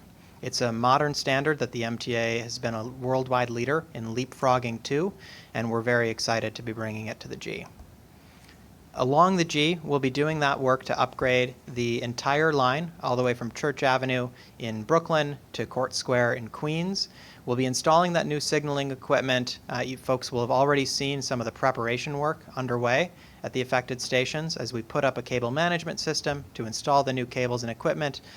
We're behind the scenes. We're constructing new signal rooms that will be the sort of modern state-of-the-art facilities for us to maintain and keep our signal system going for the next 100 years of service. We'll also be, while we're there, replacing 30 miles of track along the entire right-of-way and more than a dozen switches. Those switches are some of the most frequent, or some of the oldest in the system, also dating back to the 30s and 40s, and are frequent pain points, challenges in operating the system. After we're done with the physical construction, we'll go through an extensive process to integrate and test the new system to make sure that when we cut over and switch to the new CBTC, we've ironed out as many of the growing pains as possible and are able to deliver better service from day one. So I'll talk, to close it off, talk about why we're prioritizing the G train. The answers are fundamentally the reasons you might expect. Age is a significant driver. This equipment, as I've said, dates back all the way to the 1930s. It's amazing and is a testament to the work Subways does every day that they're able to run the service they do with such dated equipment. But this is some of the oldest stuff in the system. We're very excited to bring it up to speed, in part because that has impacted the reliability of the G train. The G is among the lowest performing lines going back over the last couple of years with service below the system-wide average. The trains that have been upgraded to this CBTC system, the L train and the 7 train chief among them, have had on-time performance in the 90s consistently since that transition has happened. And so that's the level of service that we're looking to provide for G train customers. That being said, in order to do this work, and especially to do some of the intensive track and switch replacement work, we are going to need extensive outages over the course of this summer, and that's why we've been working very closely with our partners at Transit, including the G-Train czar, Hugo Zamora, seated next to me, to coordinate and make sure that we have all the tools in place to be able to make sure that while we do this intensive work in the most efficient, cost-effective, and ultimately least impactful way over the course of the summer, that we're providing ample alternate travel options for our customers to make sure that although there's a little bit of pain this summer, it's not so bad, and that folks are, when folks are able to take full advantage of the G when it's back in service this fall. So with that, I'll turn it over to Hugo. Thank you, Sean. Good afternoon, everyone. So how are we going to get this done? It sounds very daunting. You have 160,000 daily commuters on the G line. How do we get these folks from a nice, speedy train onto a bus system while we do this key work? So one of the things that was mentioned this morning is the collaboration amongst the different groups, and that has certainly been one of the key aspects to making this project work. So what we're going to be doing is we're going to be operating a shuttle bus service during the time that we replace the trains. Chris's team has provided excellent framework for the type of service we're going to be providing. So bus service during the weekdays are going to be running every 1 to 4 minutes during the peaks. A late evening and overnight service every 5 to 10 minutes, very robust. Saturdays and Sundays, again, every 3 to 5 minutes for daytime service in evenings, and overnight service 5 to 10 minutes on Saturdays, and 6 to 10 minutes on Sundays. This is an example of the service that we will be providing. The project will be operating in 3 phases over the summer. First phase is beginning this Friday, June 28th until July 5th, where we're going to be shutting down 3 stations on the northernmost limit of the G line and providing shuttle bus service. So customers will be able to get on a shuttle bus from Nassau Avenue and make their way up to Court Square for continuing service, and train service will continue to run normally from Nassau Avenue to Church Avenue. Second phase, running from July 5th to August 12th, we're going to expand the shuttle bus service, Court Square to Bedford Nostrand, where customers will be able to board back on the train and continue their service to Church Avenue. By August 12th, the first 2 phases will be complete. The whole northern section will be nice and spanking brand new, and we're going to shut down the southern section. So bus service will be operating from Bedford Nostrand down to J Street, where customers will be able to get back on the F train to continue their service to the church. And we'll be providing train service from Court Square to Bedford Nostrand Avenues. This is also a PDF version of the pamphlet that's been being distributed since last week and all of this week to all these stations along the G line, giving the customers a concise and very detailed outlook of the project.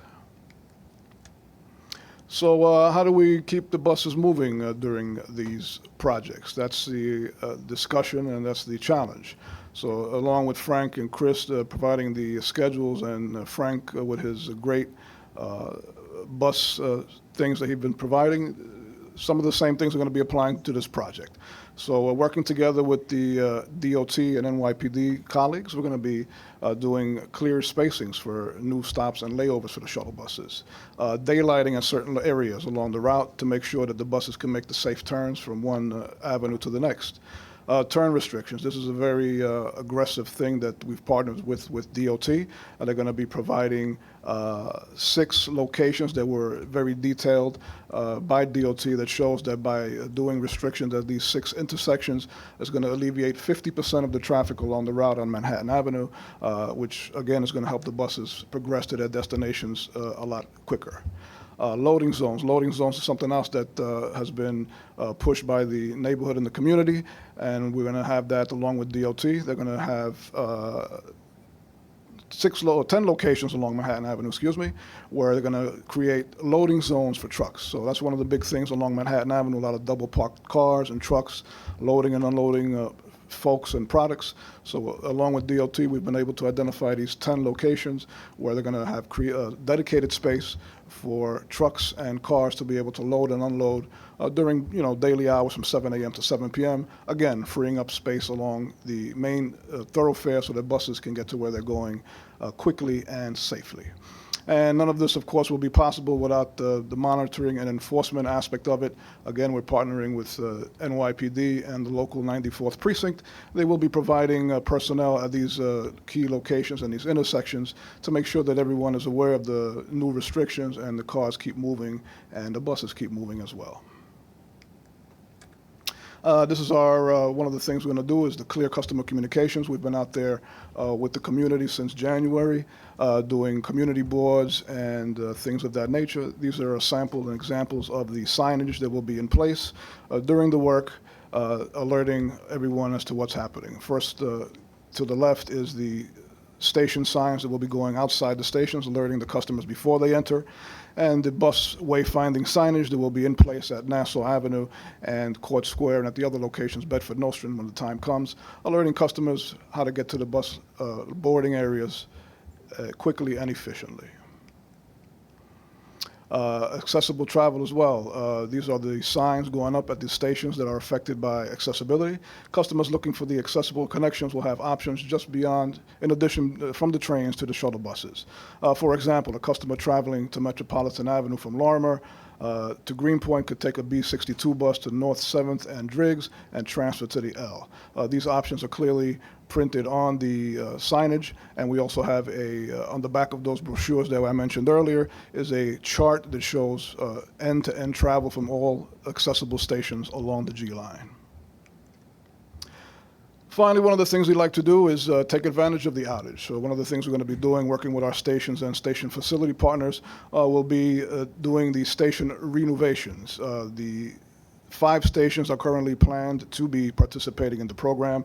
We're going to be going to Flushing Avenue, Greenpoint Avenue, Metropolitan, Court Square, Clinton, Washington, and Classen Avenues will receive a full renovation treatment. The other 8 stations along the line will be receiving slightly less, but they're still going to get full power washing, LED lighting upgrades, and other small minor things that can bring the station up and will improve the experience. So when the customers come back at the end of the summer, they're going to come back to a brighter, cleaner, and refreshed G line. And these are some snapshots of the actual work that's going on. The renovations, as you can see on the photo on the left, require a little more track access.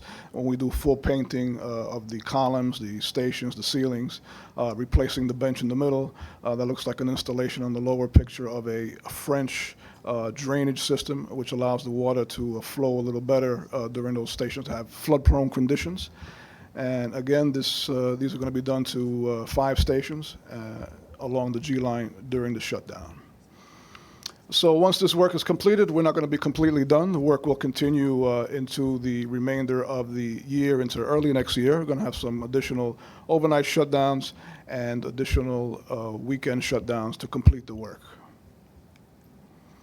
So in summary, we are doing this work. The G train is getting the modern CBTC system, replacing 1930s era signals in order to provide a faster and more reliable ride for customers on the G service. This work does require long-term outages in the summer, again, to be able to accomplish the work more efficiently and more quickly. And during the outage, again, the MTA, along with their partners with DOT and the MTA NYPD police, we will be providing support to make sure that these shuttle buses get everyone to their destination as quick as possible. And thank you. So thank you, Sean. Thank you, Hugo. Hugo, can you explain to me what daylighting is? Certainly. Daylighting is where they take a corner of the particular intersection and they take away maybe 1 or 2 parking spots, enough to have visual turning so that when a bus comes around, they can clearly see people that don't, dart out in front of a car or dart in front of a bus. And it's a safety feature. Not just for this project, but I'm sure you've seen it around. It's DOT selects locations that are safety issues, and they incorporate this to make the customers and people crossing the street a lot safer, and also safer for the bus drivers and the pedestrians. Great, thank you. Anyone else have any questions for Hugo or for Sean? Lisa? Oh, for Frank, okay. I have one comment regarding the G train. Just a plug, in addition to the handouts that are being distributed and the posters, we also are encouraging our customers to subscribe to the new G train newsletter so they can also receive updates, as well as using our MTA app, as well as signing up for other text and email alert for proper trip planning. One other thing I wanted to mention, we also partnered with the City Bike and Lyft to provide a initial free bike ride with using the code GTrain24. So anybody that, and it's not just for the G line, so anywhere you go, you punch in that G line 24 code and you'll get a free city bike ride to your destination. So that's another positive way that partnering has benefited this project. Thank you. Lisa, you have a question for Frank? I do. I meant to ask this last week when I was regarding the ABLE, which I'm thrilled about. The camera system that's installed for ABLE, does it work like an Easy Pass where it snaps the pictures and the licenses of the cars? Or is it an ongoing camera system where somebody has to go back and check? I'm just curious. And does it include those mopeds and delivery that are semi-legal on the blocking lanes? So it actually snaps pictures, right? But with ACE, it's actually using artificial intelligence to identify those in there, right? And it will capture if mopeds are blocking, but in the event they actually have a plate. So, but what?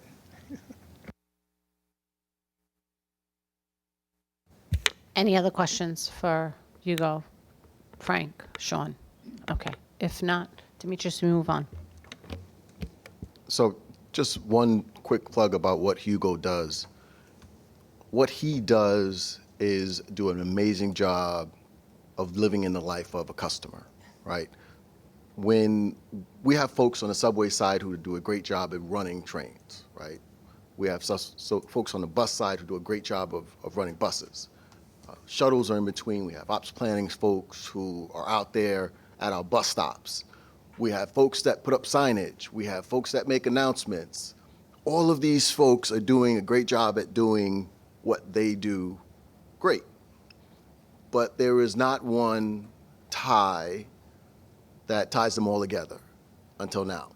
So what Hugo does is he rides the system from start to finish and looks for ways to improve upon what our current service is. It doesn't matter if it's a subway issue.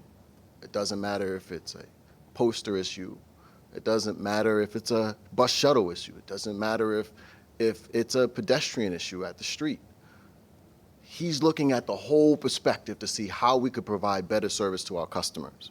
That is a key benefit to having Hugo in his role, and I want to thank you for what you've done. So now, in closing, I'd like to recognize C&D President Jamie Torres Springer for joining us today, and he's going to speak a little bit on congestion pricing news, which impacts transit. So Jamie, the floor is yours. Thank you. Thank you, Demetrius. Glad to be here today. I actually just came by to be at the committee in case there's any questions from the board members on this topic. But I will say that everyone is aware, read the news and aware that we're dealing with the impact of the pause on congestion pricing on the MTA's capital program. We have a budget team and a whole group that's working with the budget team to identify how we need to prioritize to ensure that we're supporting state of good repair work in the system. All the improvements and all the service that we've been talking about today, that's dependent on the basics of this massive system that we have. We need to have structures for trains to run on, track on the structures, power and other key signal systems, and then rolling stock. And so if you just back up from everything that we're talking about, that's what we have to make sure we keep in a state of good repair. So we have a team that's working very hard on that, and we have a full presentation being prepared for the full board on Wednesday to go through and give an update on where we stand. Thank you, Jamie. We look forward to the details on Wednesday. Are we now moving on to the safety report? All right, Chief. I know it's been a long afternoon, but thank you for sticking it out with us, and please give us the safety report. My pleasure. So first off, good morning. Good afternoon. What time is it? Wow. Good evening, Chair Mahaltis and members of the board, and special good morning to President Critchlow. It's a pleasure to see you in that seat and at the helm of the New York City Transit. Just as policing is in my blood, 3 generations of cops in my family, transit is in yours. And that's 3 generations of service is a remarkable legacy. So congratulations, Demetrius, and I look forward to working closely with you moving forward. To Lisa Schreibman, congratulations on your elevation, and I look forward to working with you and your team closely. I'd also like to recognize Rich Davey, and thank him for his partnership and his friendship over the last 19 months of me sitting in this seat. I wish him well. Members of the board, I'm pleased with the figures you have before you, which show for the month of May, crime in the New York City subway system was down 10.6%, reflecting 21 less victims of crime. That reduction was driven mainly by a decrease in felony assaults, the very type of violent crime that weighs so heavily on our riders' perception of safety. I'm pleased to report we had a 31.7% drop, reflecting 19 fewer victims of felony assault. This drop in subway crime for the month of May continues the year-to-date downward trend we've been seeing since February, when City Hall and NYPD leadership made impactful investments in transit safety through the continued deployment of uniform officers into the subway system. In front of you, you have the latest crime figures through the end of May, which show an overall 6.1% drop in crime year-to-date. This is progress that we're encouraged by, and we will capitalize on this momentum through the second half of this year. To that, and what you don't have in front of you, are June's crime numbers. A little sneak peek, considering it's positive. I'm pleased to report that overall crime is down 10% for the first 3 weeks of the month of June when compared to last June. Subway crime has historically accounted for just a sliver of the overall crime in our city. So when we're talking about such low figures, every crime counts, every less victim matters, and every engagement by officers is meaningful. The credit for these tremendous strides in subway safety belong to the men and women who are out there every day. It is not easy working 12 hours on your feet in sometimes grueling temperatures, delivering security and comfort to the city within a city that is our subway system. I am very proud of the important work our cops do every day, 24/7. But the credit also belongs to you, our partners. The other day, the doors closed behind me as I stepped on board a train. The announcement of officers patrolling the train car was soon heard on the PA. A few stations later, as riders were streaming in and out, an announcement was made of police officers being on the platform. And finally, as I stepped off the train at Union Square, an announcement was made of a transit police facility present at that very station. Announcements at the push of a button. Yes, these are simple things and simple reminders, but they speak of the MTA's commitment to do their part to highlight officers' presence, a presence that sometimes gets lost on a bustling platform or inside packed train cars. And I want to take you back to those last few train patrols I did. As buried in their devices as most subway riders are, I noticed a few give pause as the announcements were made. And you know what really gave them more pause? Overhearing the police chatter from my radio as I stepped from train car to train car. We fully understand the comfort a uniformed presence brings to our riders. I see it firsthand every time I ride the rails. So our investments will continue. Our focus on subway safety will remain, and the commitment of our officers will be steadfast through the busy summer season. And finally, to all, and to especially everyone with children, I want to wish each of you a happy summer break as the school year comes to an end. This ends my remarks, and I'll welcome any questions or comments.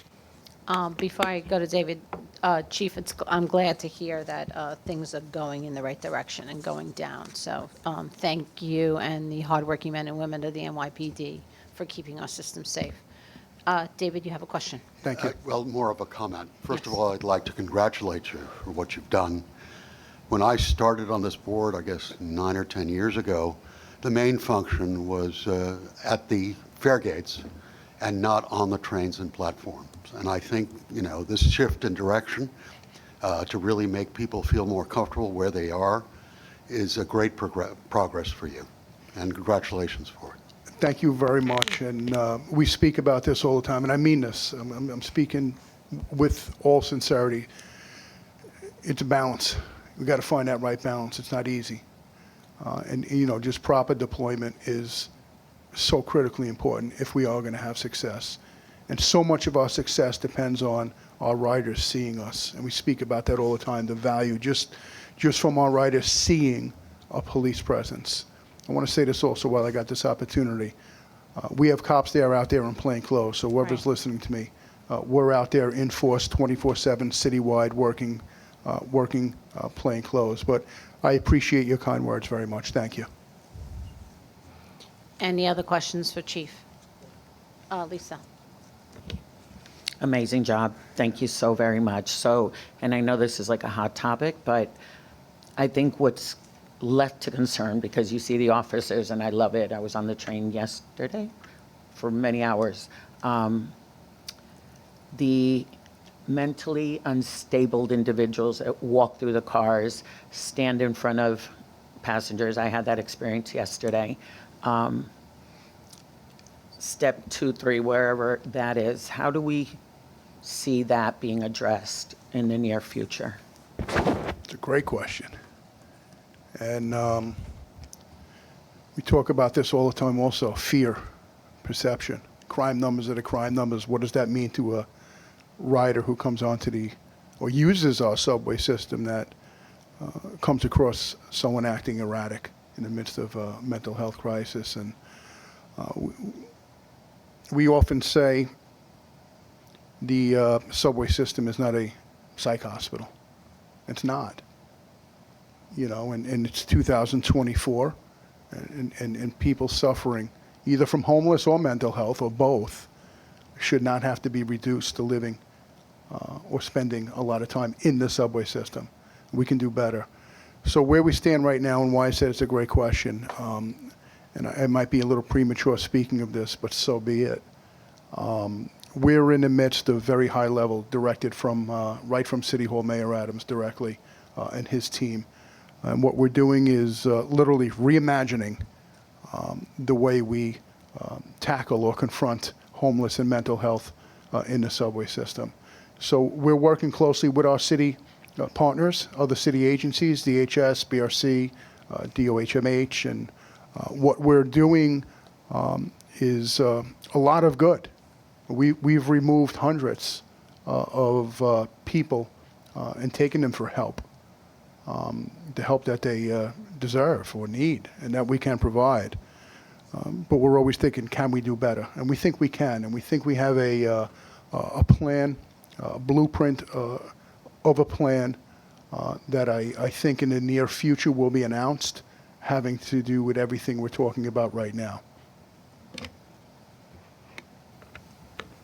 Again, thank you, Chief. Demetrius, we move on? Sure.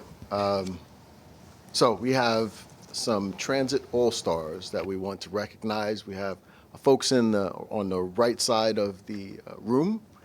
So first we'll mention General Superintendent Pedro Delgado. Now, Pete is the Service Diversions and Coordination Team, has been celebrated as Transit All-Stars for their contributions to improving subway weekend service. A marked jump in on-time performance last month to 84.2%. One of the things about Pete is his ability, his innate ability to remain calm, even under difficult circumstances. So, and that's especially the case when you're running multiple general orders for a weekend. So thank you, Pete. Next, we have Superintendent Sonia Hill. Where's she at? All right. Also from Subways, she's part of the Service Diversions and Coordination Team. She performs quality control before and during the service change, making sure all station customer touch points have adequate signage and the necessary detailed information, including where to find the shuttle bus service. Next, we have Platform Controller Sakina Clerk, who went beyond, Sakina. She went beyond her crowd control duties to help reunite a special needs child with their parents when they got separated on a number 7 train. Not only did Ms. Clerk work fast to get help from NYPD and bring the family back together, but she and her fellow platform controllers were able to manage the impact to service with only minimal delays to customers who were on board. Thank you, Ms. Clerk. Next, we have Anthony Storniolo. He's Subway's Assistant Chief of Infrastructure. Anthony and his team in infrastructure and service delivery have been working on a solution to improve platform safety and have implemented platform barrier program on several stations. To date, more than 200 barriers were constructed and installed at 4 stations. You may not know this, but over the weekend, Anthony and his team gave a pleasant surprise to our First Avenue customers this morning who came back to see barriers on their station. So thank you, Anthony, for working tirelessly through the weekend to make sure that we continue to provide service. And now from the bus team, we have a group of individuals who have been instrumental in improving performance on the B12, part of the bus's route improvement program and one of our historically low-performing bus routes. In fact, since the program began in January 2024, service delivery on the B12 has improved by 4.1%, and customer journey time improved 10%. So first we have Sharon Watson. She's a superintendent, a 23-year bus veteran who has become very good at making adjustments on the fly because of the road conditions. Thank you, Sharon, for all of your work. Next, we also have Robert Averill. He didn't show up today. Robert's on vacation this week. That's all right. We'll allow him to have a vacation. One. Robert oversees 5 routes in the area and is currently stationed at Bolton Street. We have Kevin Malaro. Hey, Kevin. Kevin's a dispatcher who supervises buses and that arrive at the Parkside and Ocean Avenue terminal. And next is Lynn Guliam, who's a dispatcher that manages service from the Bus Command Center. And last, but certainly not least, we are celebrating a newcomer to New York City Transit, Stephen La. Welcome. He's a project manager at Paratransit who hit the ground running after joining New York City Transit immediately after college and has been a key contributor to Paratransit's notable 16% improvement in customer dropped off on-time performance for the non-dedicated service partners. Thank you, Kevin. Great. Stephen. Thank you all for what you do in service for the greatest transportation system in this world. Appreciate all that you do. Haiti. So you got it right. floor is yours. Thank you, everyone. And sorry it took so long. I hope we have a photographer to take a picture after we're done. Okay, good. All right. Now we're moving on to Q. Thank you. Good afternoon. Last month, we launched a new system for real-time elevators and escalators alerts to better keep our customers informed on any changes in our systems. This new and improved system merges all of the various customer alert systems, and it's also highly customizable. For customers who use our elevators and escalators, this can get as granular as choosing to receive alerts for a specific elevator or escalator at their preferred station. For example, if you only want to receive alerts, you only want to know about a specific elevator from the street to the shuttle for Grand Central, you can select that update and get specific information on that machine without getting any other alerts on anything else happening at Times Square. Users can choose which days and times of the day they would like to receive alerts, and there's an option for a daily digest that summarizes the relevant outages system-wide. We are always exploring how we can better communicate with our customers and are pleased to be improving this operation. What that means is that we are able to deliver our customers information that they care about when they want to hear about it. It is a huge step in enhancing our effective communication, lines of communication, not only to our customers with disabilities who rely on these accessible features, but also to any customer who wants to learn about stations, to learn about planned outages, to learn about real-time outages in real time.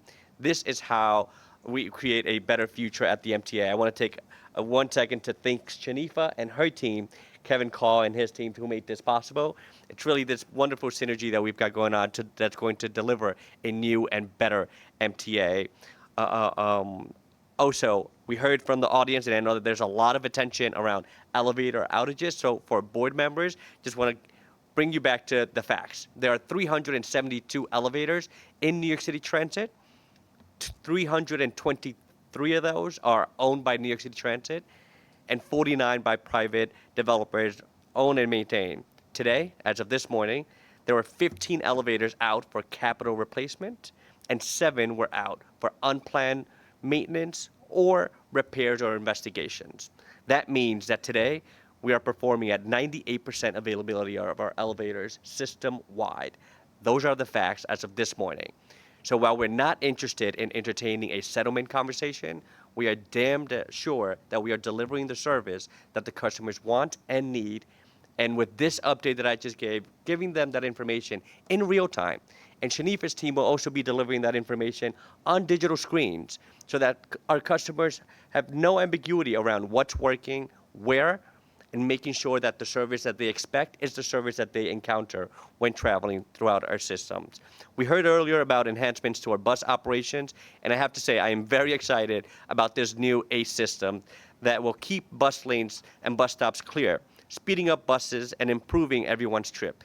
As someone who has been unable to get on or off a bus because the stop was blocked, I know what a game changer this will be.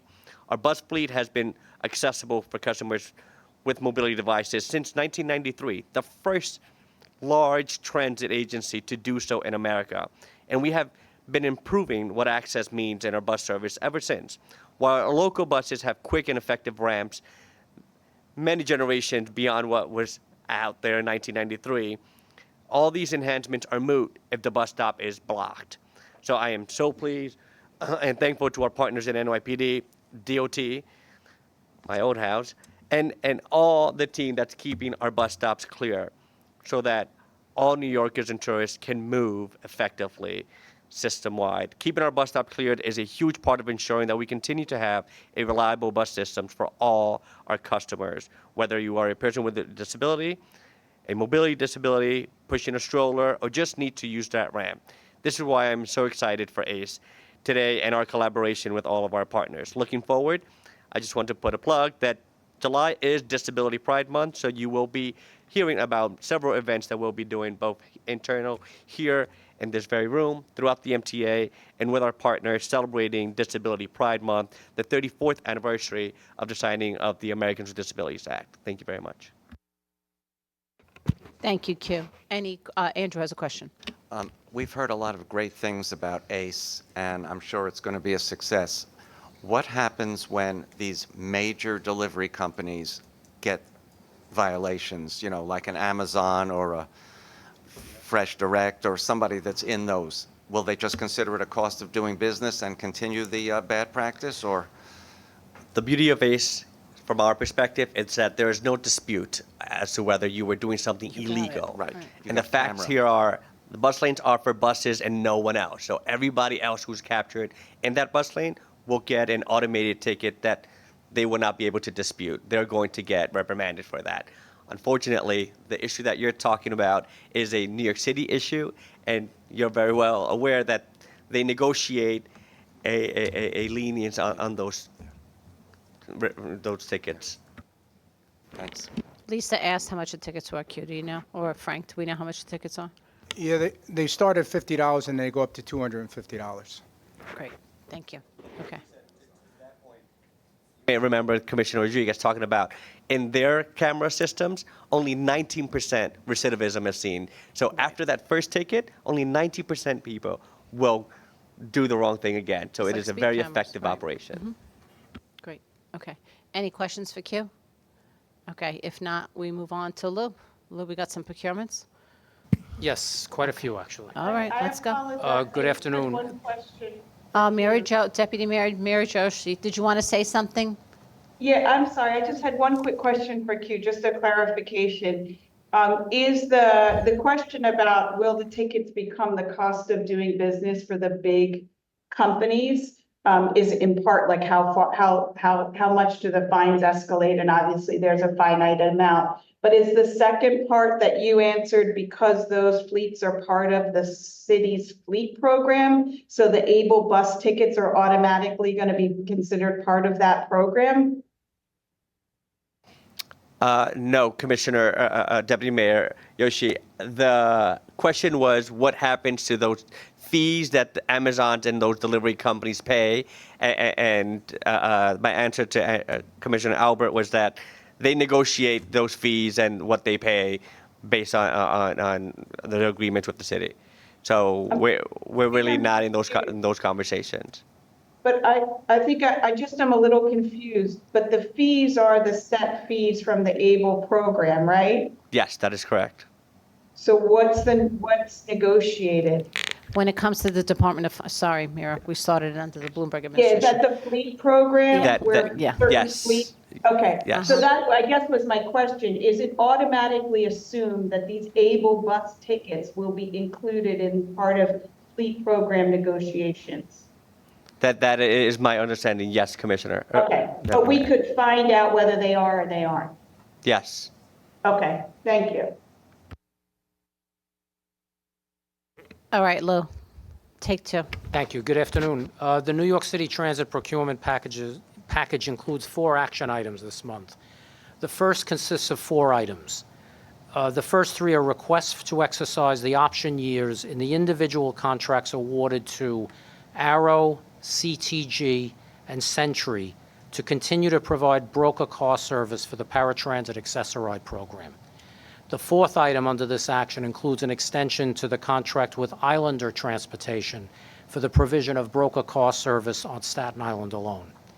In December 2020, a competitive RFP was solicited, resulting in the awards of broker contracts in August 2021 for 3-year base terms, each with an option for up to 2 additional years.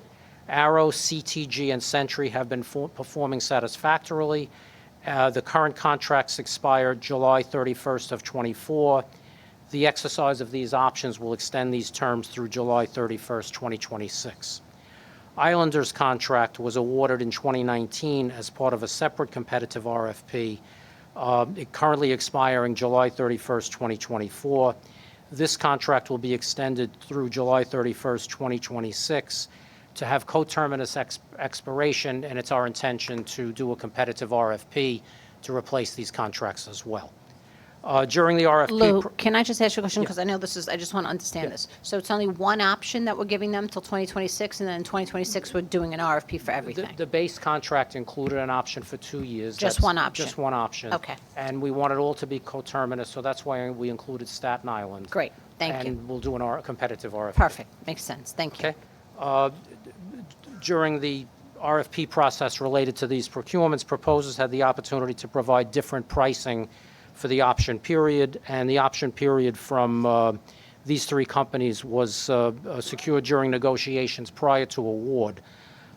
It should be noted that price incentives were subsequently added to these contracts in order to ensure driver availability in the aftermath of the pandemic, and such incentives have proven to be highly effective. Similarly, Islander's pricing has been fixed for the duration of their base contract, to which a price increase was negotiated for this extension. The Staten Island contract does not have incentives. The total estimated expenditure of $521 million is anticipated during this extension period across all 4 vendors' contracts. However, we're only requesting $310 million as there are funds remaining in the contracts from the base.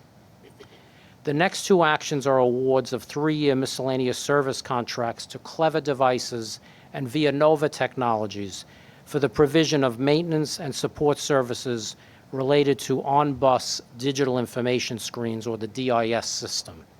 DIS systems are designed to enhance the customer experience on buses by providing audio-visual route and next stop information, planned and unplanned service advisories, as well as geographic-specific advertising on screens throughout the bus.